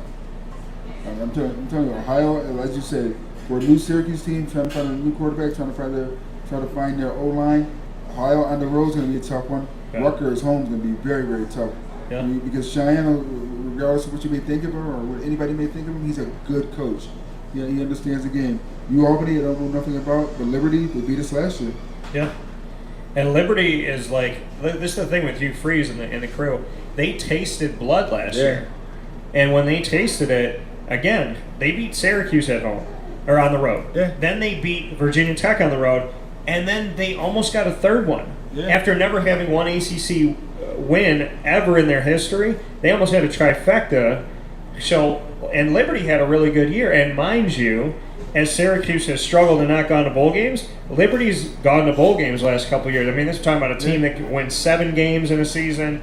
Liberty is not a bad team by any stretch of the imagination, and they have proven that. And you don't ever want to be on the wrong side of history, but Liberty's good. That bowl game was crazy that we played in last year. That was a shootout. Yeah, Liberty, and that's the thing, is Liberty is going to, I guess it's just the sense of, did you ever think you'd live in a world where Liberty was more exciting to watch than Syracuse last year? I never thought, but you know what? It is what it is. And they've been fantastic these last couple of years. They've been up and Is that coming. running back still back? Or did he graduate? No, I think he graduated. Yeah, so we look at here with Liberty and looking at their schedule this year. I want to bring up who they have coming up, so we'll talk about that here in a second. But as that's okay, here we go. So you're playing Campbell, they're at Troy, they're playing Old Dominion, they're at Syracuse, obviously Friday, September 20th. And that's another thing, too. If Liberty wasn't that good of a game, they're at Syracuse Friday Night Lights, September 24th. Normally your Friday game is your Clemson, which, you have that. But this is a Friday night, 8 o'clock game in Syracuse, which means that the world is going to be watching Liberty. Yeah. You know what I mean? So they're at UAB. They play Middle Tennessee this year. They're at ULM, at North Texas. They play UMass. They're actually, Liberty is playing the Lane Train. They're going to be at Ole Miss, an SEC opponent, on November 6th. Then they play the Louisiana Ragin' Cajuns, and they'll play Army as well, who's another independent school. Yeah, Army's a very good school also. Yeah, so they're definitely going to have, some excitement this season for sure to see what they have. But if we go back and we look at 2020 for Liberty and what they were able to do last year, again, this team was no slouch. They were 10-1 last year, and they defeated Western Kentucky, they defeated FIU, they defeated North Alabama, Louisiana Monroe, they defeated Syracuse on the road 38-21 for their first ACC victory ever, and then they defeated Southern Miss 56-35. They went on from there to face off and defeat at Virginia Tech 38-35. Then they beat Western Carolina 58-14. That was the other one that they almost had. At NC State, they lost 15-14 in a great game. That was actually an awesome finish in that game. It was very close. UMass, they beat 45-0. And then they played on a neutral site against Coastal Carolina, who is ranked in the nation's top 9, top 11, depending on what poll you're looking at. They went to Orlando, Florida for the Mortgage Cure Bowl and defeated Coastal Carolina in that shootout game. You're talking about 37-34 in overtime, and I believe both were undefeated at the time. I'm sorry, Liberty had one loss. I think Coastal Carolina was undefeated. Yes, I remember that game. So, I mean, that's a good team. That's a very good team. Liberty is no joke this year. Then after that, Syracuse jumps from Liberty into at Florida State. And I think Florida State, under Mike Norvell, year number 2, I picked them to finish second in the Atlantic Division behind Clemson. Yeah. I know the media overall, when we voted, picked NC State. I chose Florida State over NC State. I think Mike Norvell, I believe in his ability. At Memphis for 4 years, he sent guys to the NFL. He sent a guy to the NFL every year at running back. You know, Anthony Miller, Antonio, at wide receiver, but running backs, Darrell Henderson, Antonio Gibson. He just kept consistently sending guys to the NFL at the running back position, and now he's at Florida State. You would imagine he's going to be able to recruit well there in the state of Florida.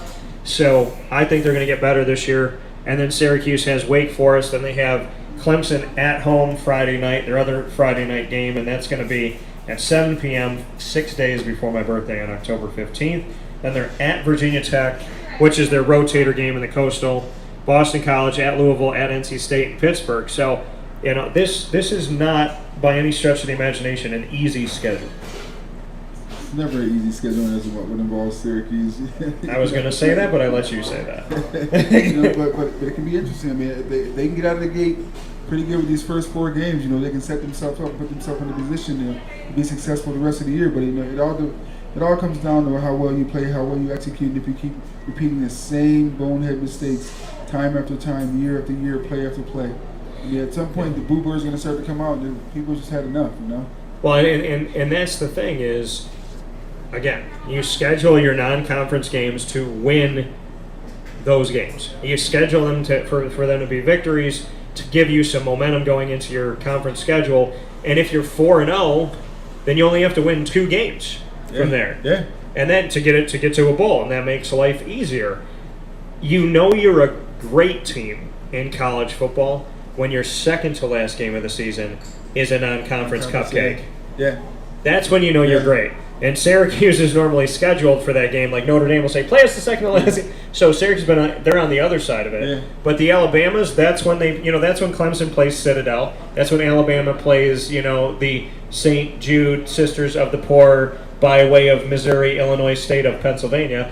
And that's when when Syracuse is at that point when they're playing UAlbany, the second to last game of the season, that's a signifier. But unfortunately, Syracuse is usually the game that's scheduled that week. Unfortunately, they are.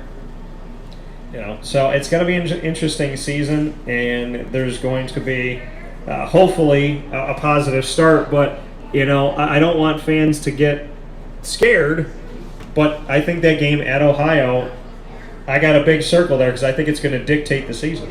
I think it'll dictate the season also. It'll dictate the psychology of the season and how these players feel about themselves and how they feel going forward. So it'll be interesting to see. Yeah, for sure. Rob and I are going to take a step aside here as we are live on site, on location at Cafe Kubal, 343 Fayette Street, Manlius. Love the people coming in here, supporting local here in our community. Rob Drummond, Syracuse CFL and NFL alum. Myself, Dan Tortora, hanging out with you as we have the morning show with a morning brew with Cafe Kubal. They're our studio partner, and once a month we tour all throughout central New York and go to their locations on 401 South Salina Street, 324 West Water Street, 208 North Townsend Street, 3501 James Street, inside of Golisano Children's Hospital, 343 Fayette Street, Manlius, where we are today, and their newest location, drive-through location, at the corner of Route 11 and Taft Road, a.k.a. to the people that know this community, Sweetheart Corners in North Syracuse. We'll be back right after this.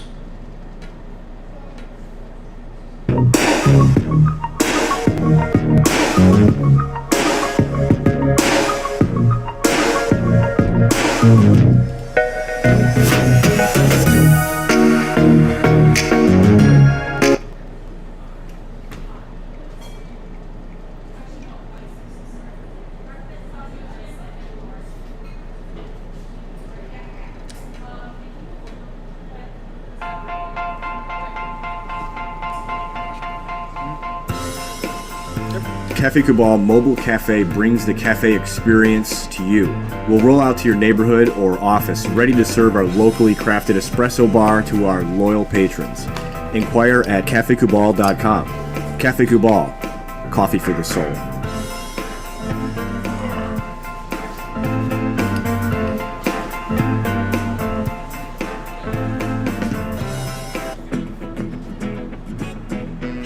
This is Amy from Mother's Cupboard, home of the whole frittata. We are open daily 6 a.m. to 1:30 p.m. For takeout orders, call 315-432-0942 and tune in to Wake Up Call with Dan Tortora for our monthly food challenge and try our Wake Up Call signature menu item available 7 days a week. Here at Mother's Cupboard, we are Central New York, and it's our honor to serve you.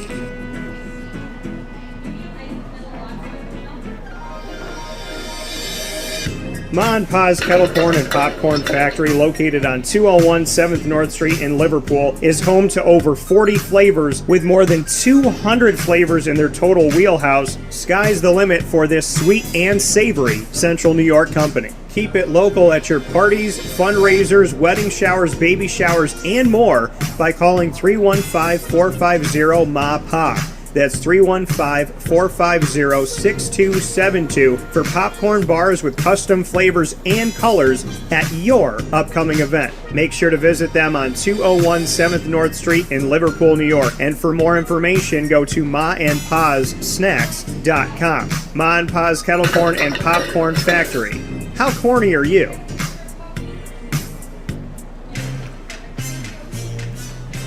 Here at Progressive Dental, we understand the importance of regular dental visits and preventive care. Cleanings and checkups are essential to good oral health. We have multiple locations in the Southern Tier, so come visit us in Binghamton, Enwell, Kirkwood, Montrose, and Norwich. For self-pay non-insured patients, we offer the Smile Plan, which covers all of your cleanings, x-rays, and exams for an affordable yearly price. Call 607-754-2273 or 607-754-CARE to make an appointment today. For more information, visit our website at progressivedentalny.com.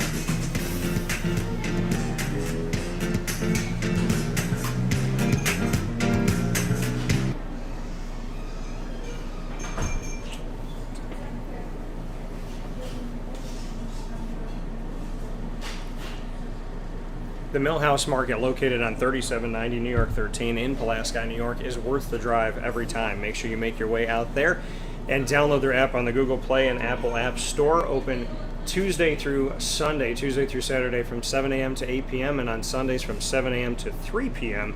You can find your way out to the Millhouse Market for their homemade breads, salads, quinoa bowls, desserts, as well as all of the amazing things they have to offer, including their sandwiches that are named after the families that help to settle today's Pulaski. Ingrained in our community and ingrained in our taste buds. They're out there on 3790 New York 13 in Pulaski, New York. Absolutely, positively worth the drive every time. Avicoli is located on the corner of Route 57 and Wetzel Road in Liverpool, New York, is the home of our monthly exclusive Liverpool Warriors sit-down broadcast with their athletic programs, their coaches, their administration, as well as their players, located right there at Avicoli's on the pizza side. And you can go there and dine in Tuesday through Sunday for lunch, dinner, and drinks on the casual pizza side, as well as their restaurant, fine dining side, and their bar and outdoor dining that is open here in our weather that has been very beautiful here throughout the summer, so we appreciate that. And of course, you can call them at 315-622-5100 for takeout, delivery, and catering. That's 315-622-5100. And go to myavicolis.com where you can order today. Canine Camp Dog Daycare and Canine Campground Dog Boarding. All they needed was an endorsement from Lily, and they got it. So Canine Camp Dog Daycare and Canine Campground Dog Boarding, there for you as an extension of your family, whether it's a few hours at the daycare or you're going on a vacation, whatever it may be, for the dog boarding campground. They are there to take care of your dogs, whatever the size, whatever the breed, and they do their due diligence to make sure that your dog has a good temperament, that they can be well with other dogs. They want you to feel safe and comfortable with everything that they do, and they're so thorough, led by everybody. I mean, the entire team, from Lorraine to Chad to Heather and everyone at the campground, as well as Canine Camp Dog Daycare, have been phenomenal in our community, and they're located in East Syracuse for you on 242 Johnson Street for the campground and 228 Old Bridge Street right around the corner of the campground for the daycare. PB&J's Lunchbox open Monday through Saturday from 9 a.m. to 7 p.m. is there for you for breakfast, lunch, and dinner. You can have breakfast for dinner, dinner for lunch, whatever you'd like. You can order off the menu, the entire menu, all day long at PB&J's Lunchbox. The food truck that you love to chase around Central and Upstate New York now has a street-side cafe on 663 Old Liverpool Road in Liverpool, New York, minutes from the highway, the Thruway, Destiny USA, and Onondaga Lake Parkway. And Victory Sports Medicine and Orthopedics, there for you from any injury from head to toe, led by Dr. Mark Petropoli. His team does something that so few doctors do, and that is listen, care, and walk you through your process. I've trusted them for almost a decade, and I can say personally that I'm so happy that I chose Victory Sports Medicine and Orthopedics to help me find my way forward. Call them today for your path to victory at 315-685-7544. That's 315-685-7544. That being said, Rob and I back here inside of Cafe Kubal, 343 Fayette Street in Manlius, New York, here with us hanging out. And I almost said Florida because I've been in Florida. Got me my thoughts back and forth. But it's hot down there, Rob. 90s every day. I think it was 101 my second to last day down there. It's been hot up here, too. Bro, it's been really hot up here. Humidity has been unbearable. You know what people in Florida say to me? They're like, well, thank God, I said it's been in the 90s up in Syracuse, and it was in the 90s down in Florida, and they said, well, thank God you guys don't have humidity. Like, apparently you've never been to Syracuse, because I think we have more humidity than they do sometimes. Yeah, it's very humid here. Very, very much so. So welcome back to the show. It's a morning show with a morning brew as we are here on site on location at Cafe Kubal. You know that they're our studio partner Monday through Friday from 9 a.m. to 11 a.m. Eastern Time. Listening here on mixlr.com/wakeupcalldt and the homepage of wakeupcalldt.com where the MixLR feed is embedded. YouTube.com/wakeupcalldt where you're watching and listening. And in two places on Facebook.com/wakeupcalldt and Facebook.com/livenowdt. So we appreciate you tuning in, and of course appreciate Cafe Kubal with being our studio partner. And of course we're on site on location every single month at a Cafe Kubal near you. Today we're in Manlius at 343 Fayette Street in Rob's stomping ground. So Rob, what I love is, people in the community, I've never done a show with you anywhere where I don't think somebody has stopped and waved. And this morning here at Cafe Kubal, people are coming through and, hey Rob, how you doing, Rob? And to me, it's just, I know the type of human being you are, but to know that there's that connection with the community, well beyond football, well beyond what you did on the field, that people just genuinely appreciate seeing you out in the community, and so it means a lot to me that you stayed here. Oh, well, thank you. It's just, as I said before, when I retired from football after 15 years of playing professionally, the first thing I said to myself was like, you know what, I could have lived anywhere. I could have moved to Vancouver, I could have moved to Denver, I could have moved to Florida, but it's like I wanted to come back to Syracuse, the place that really gave me my opportunity to be the athlete and the person that I was. So I moved back here. Does it have its faults? Yes, every place has its faults, but it's a place I call home.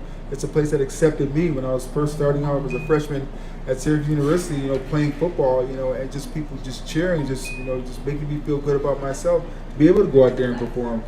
So that's all I do now is I get back to kids, I get back to people getting in shape so they can live much longer, to be around their families and to inspiring young athletes, that not everybody's going to go out there and be a Michael Jordan or a Kobe Bryant or LeBron James or Serena Williams, but you can go out there and give it 100%, and if you fail, you learned a great lesson. If you're successful, you can go on and be humble, because it's humble beginnings that allow you to be able to go out there and do that. So I just try and teach people how to go out there and be a good person. I say that to my children all the time. At the end of the day, just be a good person. It doesn't really matter, what it is you do in life, what it is you accomplish. Just be a good person, because at the end of the day, that's all that really matters. Yeah, it's how you treat people, and obviously the way that, which I know, how you treat people, people respond to that. Newsflash, a lot of people don't get that. No, they don't. And when you are a good person, it eventually comes back around. I know you might feel like it takes forever, but I could tell you from my life, and Rob can tell you, that when you are good to the world eventually shows you the goodness. It does. And if you're not, it does that also. Yeah. I tell people, I was like, shows you the darkness also. Karma's not a bee unless you slap her. Yep. When I see Karma, I'm always like, what up, girl? How you doing? You need anything? You want a coffee? No, but if you're good to the world, the world will eventually find its way Karma back. doesn't avoid anyone. No. No one. But that's the thing is karma doesn't avoid anybody. So how you treat, but see, there's good and there's bad karma. If you're good, then karma will find you in a good way. Yeah. If you're bad, well then you no matter where you hide in those little crevices in the darkness, she finds you. It does. She'll always find you. So be good to people, folks. It's not that hard to do. It's not that hard to wake up, smile, and say hello. Not that hard. I'm looking at. I got the Eagles schedule up. You're peeping my computer right now. You're like, what's he got up here? I want to talk to you about your Eagles this year. Let me ask you a question first and foremost. In this world, how do you feel about the Eagles putting all their eggs in the nest of Jalen Hurts? Yeah, that's them. No, I'm kidding. You gotta ask them. You know what? I take a look at Jalen Hurts, and all I see is a young man who was successful in high school. You know what? He was successful at Alabama. Yeah. He was successful at Oklahoma. Yeah. You know, here's a young man that who graduated from college, who works his behind off every single day, is well liked by his teammates, is well liked by his peers, who's well liked by his teachers in his community. So, at any given point, give the young man a chance. You know, I mean, you never hear about him in the media. He doesn't go out and gets himself into trouble or never been arrested. So if at anything, it could be a failed experiment. But here's a guy. If I was the Eagles, I can see them taking a flyer on and trading away Carson Wentz in order to put him in a position to be, to feel successful and gain some success. Yeah. They can add a few more pieces around him, but for right now, it's a great opportunity for this young man, and I think he'll be very successful because of who he is. Doug Peterson gets fired, but they waited a really long time to do it. Were you surprised that he was fired? I mean, do you think he was fired a season or two too late? I guess, not wishing bad on anybody. I'm just saying, were you surprised when Doug Peterson was fired, and were you surprised that he was fired after Black Monday, all this time had gone by, and then they're into the summer, and then they decided to get rid of him? Were you kind of surprised at the timing of it, I guess? I wasn't so much a surprise for the simple fact of how Carson Wentz wasn't really developing into the player that they wanted. He was constantly injured, and that's a dumb, a death sentence for quarterbacks or any player for that matter. If you're constantly we always say you can't make the club, in the tub. By in the tub, I mean in the ice tub. And Carson Wentz was consistently injured year after year. And when the Eagles went to the Super Bowl and they won it with a backup quarterback who they had a statue of, that psychologically was the death of Carson Wentz. He could never play in Philadelphia again, knowing that his backup won the Super Bowl and they had a statue of him. So they had to move on from him. Yeah, with Doug Peterson, though, were you surprised when they fired him? I wasn't surprised at all. For the simple fact of that last game where they put in Sudfeld or instead of Jalen Hurts, to finish that game up against the Redskins, and I was like, wow. I mean, okay. At that point, it's just there's got to be some pride in anything in football. As a player, you don't go out there to purposely lose games. And that's one of the first games I think I saw where a team actually went up there and tanked the game using its starting players. Yeah, and you look at that. We go back to Doug Peterson's record at Philadelphia with the Eagles, and Doug Peterson in 5 seasons that he was there, he went 7-9, went 13-3, Super Bowl champions in 2017-18, 9-7, 9-7, and then in 2020, last season, 4-11-1, and then I guess the question was, why did they wait so long? Last year, a bunch of teams had fired their coach mid-season. Black Monday, you always see somebody go. But Doug Peterson survived all of that, and then on a random on a random Tuesday, they fired him. Why do you think the Eagles were holding on to him after the 4-11-1 season after Black Monday? Do you think that they were trying to make it work? Did they just not have a plan? I mean, how did you see it? I think maybe possibly they're trying to make it work. A lot of general managers and owners don't like being proven wrong when they made a bad choice, so they'll hold on to the last possible moment where they can't hold on anymore. And at that point, they finally realized that they had to move in another direction because he wasn't working out for them. Are you surprised that Peterson in his second season with the Eagles leads them to a Super Bowl as a coach. They go 13-3. But then in his last 2 seasons, they won 13 games total in 2 years after going to the Super Bowl a couple of years before that. Well, you can't be consistent, without having a great passing game, especially in professional sports. Yeah. And the Eagles have not had a dominant receiver really in the game since since Deshaun Jackson, or Terrell Owens, So Yeah. until they get, hopefully Devontae Smith can be that X factor that they haven't had in a few years. But you need a great passing game, someone to stretch the field vertically, to open up a lot of things underneath for the tight end and the running backs, even running so they don't stack their box. So it's going to be interesting to see what they do. This receiving core is young, they're talented, but you know what? With a proven leader, and I won't say winner, in Jalen Hurts, it's going to be interesting to see what they do this year.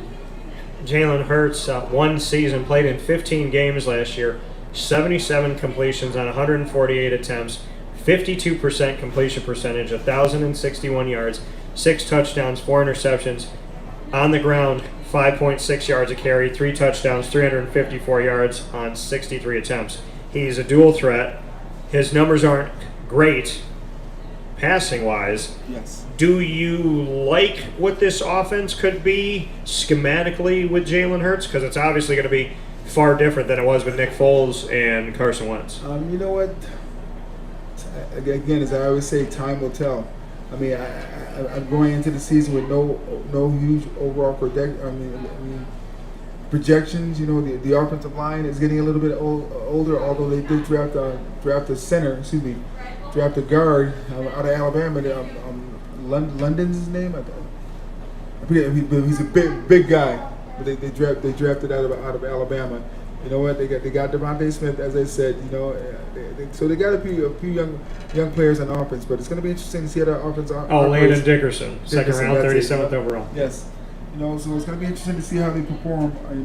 With Jalen Hurts and quarterback, because Hurts gives him a little bit more mobility, a little bit more, Michael Vick-ish type player than Carson Wentz does. So it'll be interesting to see.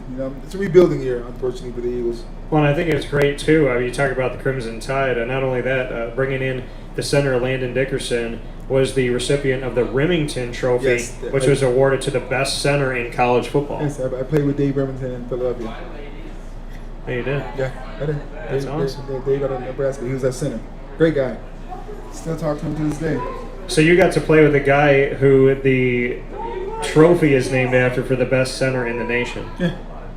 How good was he back in the day? He was very, very, very good. Big boy. Yeah. Whew, nice guy, though. Dave Remington.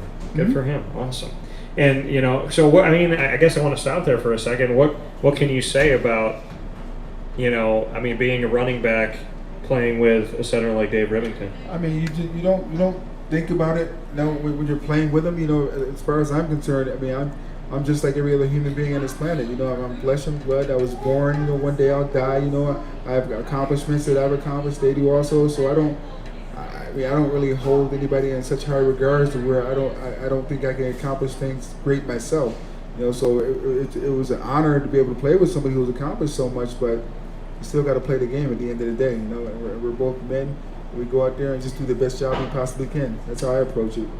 Of all of the linemen that you played with, running backs understand that you can do so much, but the line helps you, obviously. Yes. They create holes, they block for you, they create opportunities. So I think any good running back knows to say thank you to their offensive line. Yes, you should always be respectful, humble, and should. Who are some of the best linemen that you feel you ever played with that blocked to create opportunities for you? Dave definitely Remington is one. Hands down. Ron Heller was another offensive lineman with the Eagles who was pretty good. Mike Shad was another offensive lineman with the Eagles who was pretty good. Then my college line, oh my gosh, Gary McCummings, Turnell Sims, John Flannery, Mike Bernard, Blake Bednarz. They just bulldoze away from me, Daryl Johnson, and Michael Owens to go out there and become the only trio in SU history to ever rush for 500 yards apiece. So it's just I've had some great linemen, and I always give them, the credit because it's running backs. When you're not getting touched, you're 3, 4, 5, 6 yards downfield. That's the offensive line. It has nothing to do with the ability of the running back. So those guys don't get enough credit, and the tight end is also included in that blocking scheme. In Syracuse, it was Pat Davis, and Pat Kelly. So they just made our job so much easier. Donnie McPherson and Michael and DJ, they'll tell you, the receivers will tell you the same thing.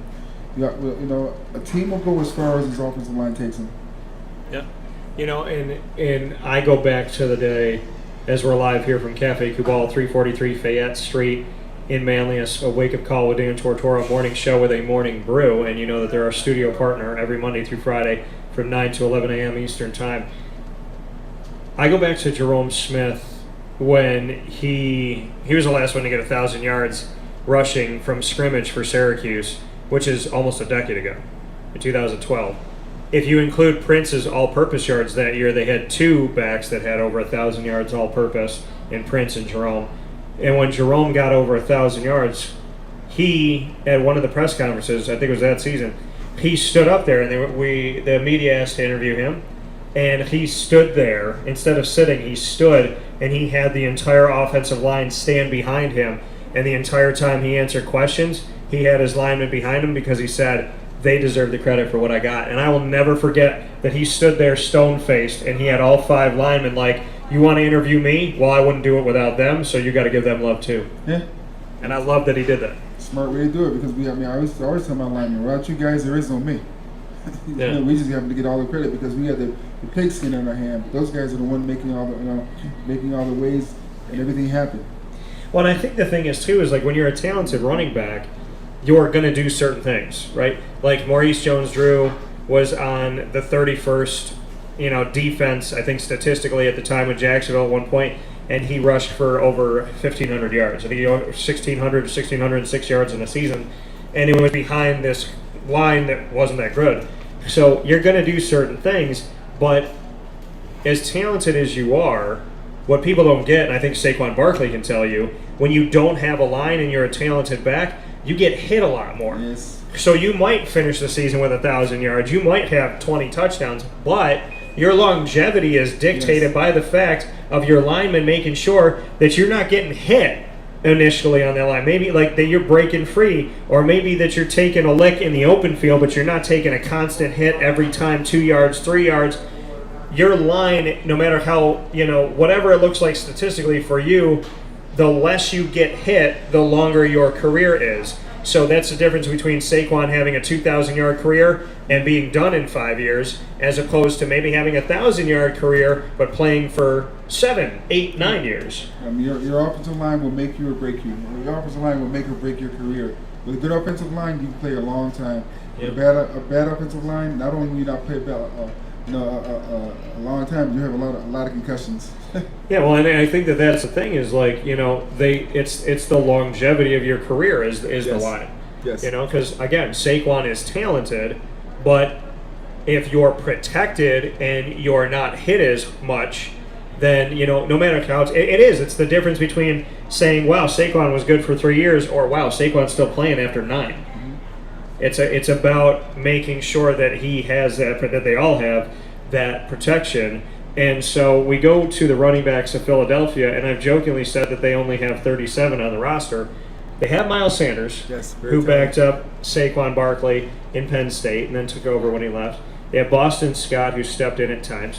They have Kenneth Gainwell, who fits my mold of saying that Memphis, through the recruitment of Mike Norvell, every year is sending guys to the NFL, but every year is sending running backs specifically to the NFL. Kenneth Gainwell is a rookie. I know that Silverfield was there, obviously coaching this past year, but Mike Norvell recruiting before that and whatnot. So Gainwell is now there through the draft. Jordan Howard, the forgotten man of Chicago, is there. Jason Huntley is there. And Elijah Holyfield, who I covered in college, is also there. So what are your takes? Obviously Miles is supposed to be the dominant guy, but I don't see Philadelphia keeping all of these guys.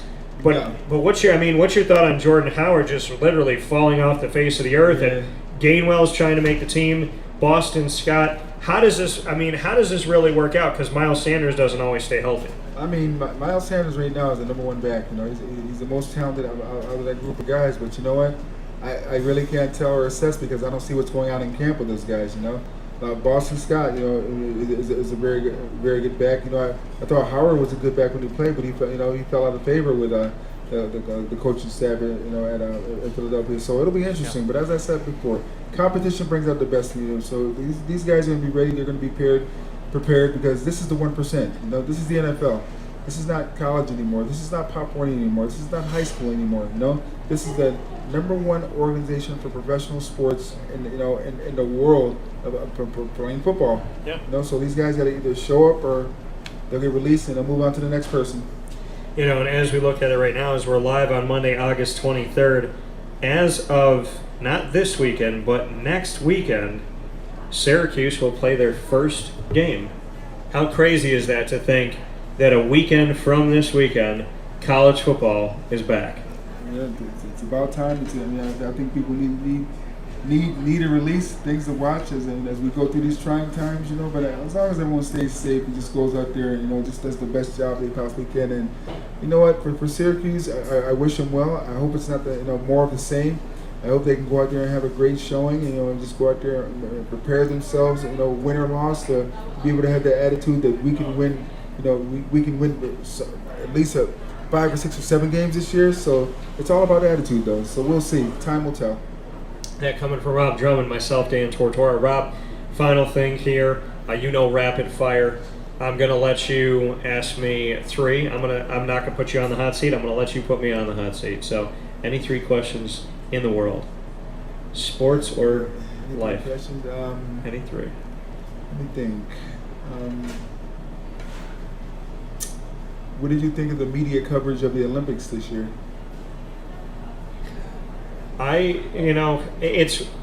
It's weird. Sometimes I feel like the Olympics are front and center, and sometimes I feel like you forget they're happening.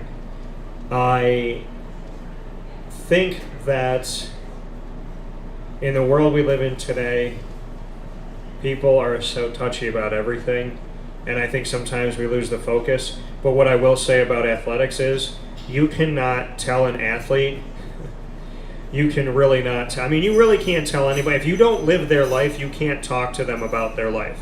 Nobody knows what I go through on a day-to-day basis. Nobody knows what you go through on a day-to-day basis better than you, better than me. So to say to an athlete, well, mental health or mental fatigue, frustration, time away, you can't have it. You need to be ready. You need to do this. You need to do that. I don't think you can ever say to... I can't tell you some days where, I'm just exhausted and I need a day.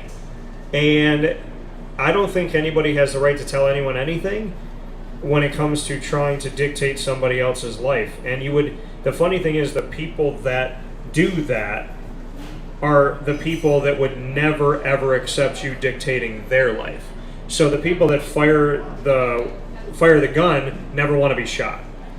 And I think what I've taken from really anything is how dare anyone try to tell somebody where their mental health, their physical health, their emotional health, their social health, their spiritual health is, because you're not that person.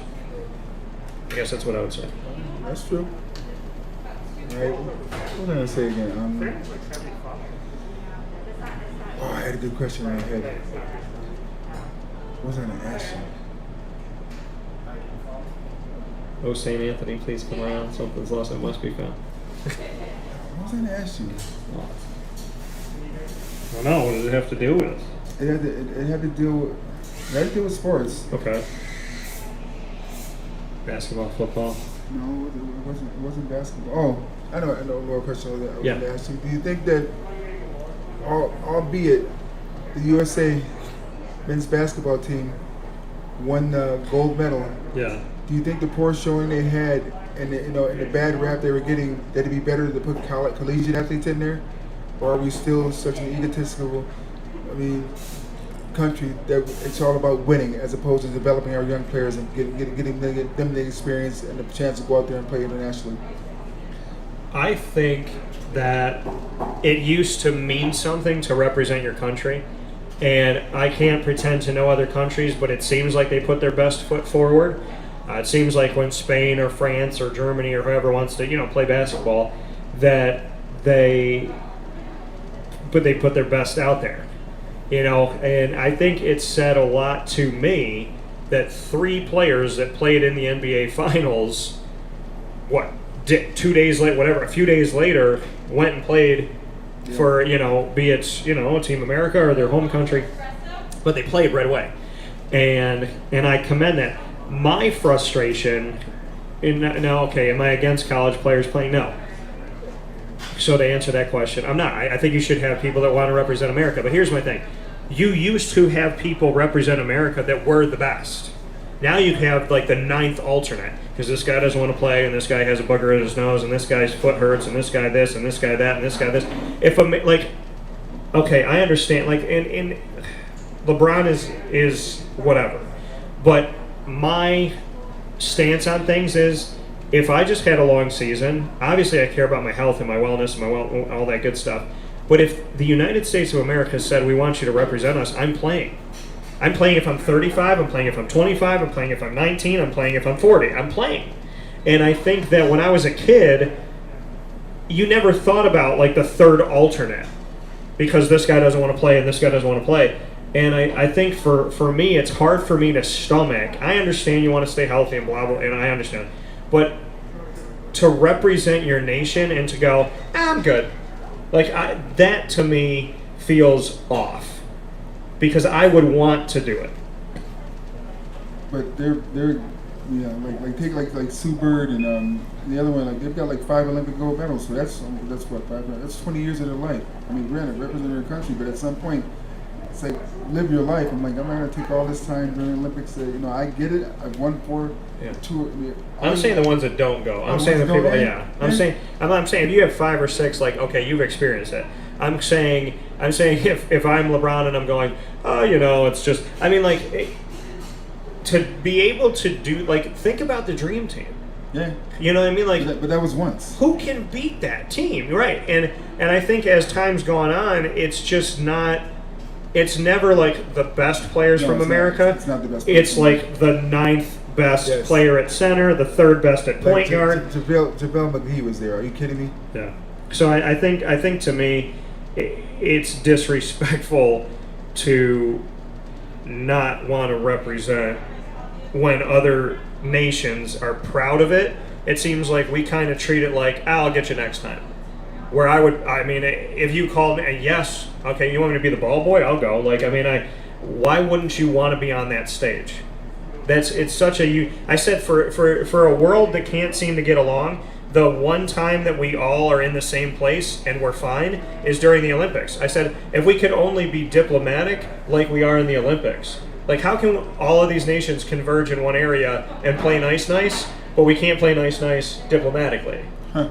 But in sports we can. So, I said we should take a book from the page of sports and say, like, wow, look at all, like, 70 nations playing together. But, yeah, I mean, it's hard for me to take, you got an opportunity to play for America, and you just go, I'm good. Like, I don't get that. And I feel like my grandfathers that fought in World War II and my great uncles, I feel like them seeing that would just, like, break their heart. What's your last one? I know what it was. Okay, do you think with all these teams, with like Clemson and Florida State wanting to join the SEC, and do you think that all these teams trying to join super conferences will change the dynamics and the makeup of the NCAA and college football as we see it today? I think that it's ironic, and I brought this up this past week. I think it's ironic that I just interviewed the SoCon commissioner, so the commissioner of the Southern Conference, and it's the conference's 100th year anniversary from 1921 to 2021. And it's ironic that I just interviewed him and talked about the past where they had Georgia and Georgia Tech and Alabama and Clemson and all these teams in the Southern Conference, because the Southern Conference was around when conferences were named after actual regions, and there was 4. And I think the way things are going now on their 100th year anniversary is back to super conferences. So it's very ironic that on their 100th year anniversary, we're seeing a return to that. Do I think that Clemson and FSU are going to join the SEC? I don't. I think I have a plan that I put forward of the fall of the Big 12. And the plan that I put forward, oh, my mom said good morning. Good morning. So I think the plan that I put forward, which you all can read, it's on the homepage of wakeupcalldt.com, and I'll share it on social media. It's called the Fall of the Big 12, What Realignment Could Look Like. And what I did was, with Oklahoma and Texas going to the SEC, I have the American Athletic that was supposed to get TCU in the Big East, with the old Big East. So I think TCU goes to the American because they already play the American teams, SMU, Houston, whatnot. So they'll go to the American. That'll make 12. The American can arguably, since they have 3 Texas schools and they just moved to Irving, Texas, I don't think by coincidence, you bring in Texas Tech and Baylor. So now the American Athletic has 14. The SEC has 16. The ACC gets Maryland back from the Big Ten for the Atlantic. Then West Virginia comes from the Big 12, goes to the Coastal. They get 16. Then the Big Ten, having 13, gets back to 14 by taking Iowa State for Iowa. And the Pac-12 takes Kansas, Kansas State, and Oklahoma State, giving the Pac-12 15, which brings the American into the autonomous 5. The Big 12 is dissolved, and the Pac-12 has 15. The ACC and the SEC have 16. The American has 14, and the Big 10 has 14. That's how I see things shaking out. There'll still be 5 conferences, but I think that's how I see things falling, is that Texas can really make some hay in the American, like the Texas schools. But my question to Oklahoma and to Texas is, you're never going to get out of the SEC, so, okay, you're joining for money, but you're making good money in the Big 12. I know it's not as much, but do you really want to do this for the money, and Oklahoma is going to be 8-4 and Texas is going to be 6-6? I mean, is it worth it to you to be the middle, to be the 3rd best team in one division of the SEC or the middle of the pack in the other? That's a question only they can ask. I mean, the Texas has a proud tradition. Oklahoma also has a very proud tradition. National championships, things of that nature. But you're right. Playing in the SEC, I can't see them getting to that point. No, and that's the thing that really doesn't make any sense. Greg just said that Team USA is being criticized if they win the gold or if they don't win the gold. Durant is one of the best players in the world, representing the U.S. with pride and played phenomenal. Yeah, but I think that's like the American way, is if they don't win the gold, it's considered a loss, because America has always had this, like, we're the greatest nation in the world. So, that is true. If America doesn't end the Olympics as the gold medal leader, then it's considered a bad Olympics. If they don't win the gold in everything, it's considered bad. If they don't win in basketball especially, it's considered bad. But when you see it and it says Team USA and then China and this and that, like, I think people will not watch the Olympics and just look at the medal count. And as long as America has the most gold medals, then people kind of just take a sigh of relief and go about their day. They win, they win. Here's the thing: in spirit of competition, the winners, the best person's gonna win. The person that loses has a chance to sit there and learn from their mistakes and get better the next time. So yeah, if they win, they win. I'd love to see Americans win a gold medal, but silver or bronze is still a great accomplishment. It means you're second best in the world or 3rd best in the world. I can take that. Yeah, it's still a medal. It's still placement. Correct. So with that being said, Rob Drummond, a Syracuse NFL and CFL alum, more importantly, one of my closest friends. Myself, Dan Tortora, live on-site on location morning show with the Morning Brew right here at Cafe Kubal, 343 Fayette Street in Manlius, New York. Make sure you come out to this location in Manlius. All of their Syracuse locations, 3501 James Street, 324 West Water Street, 208 North Townsend Street, 401 South Salina Street, and inside of Galasanos Children's Hospital, as well as their drive-through location on the corner of Route 11 and Taft Road, Sweetheart Corners in North Syracuse, to support local. Rob, as always, it's my pleasure. Thanks, Dan.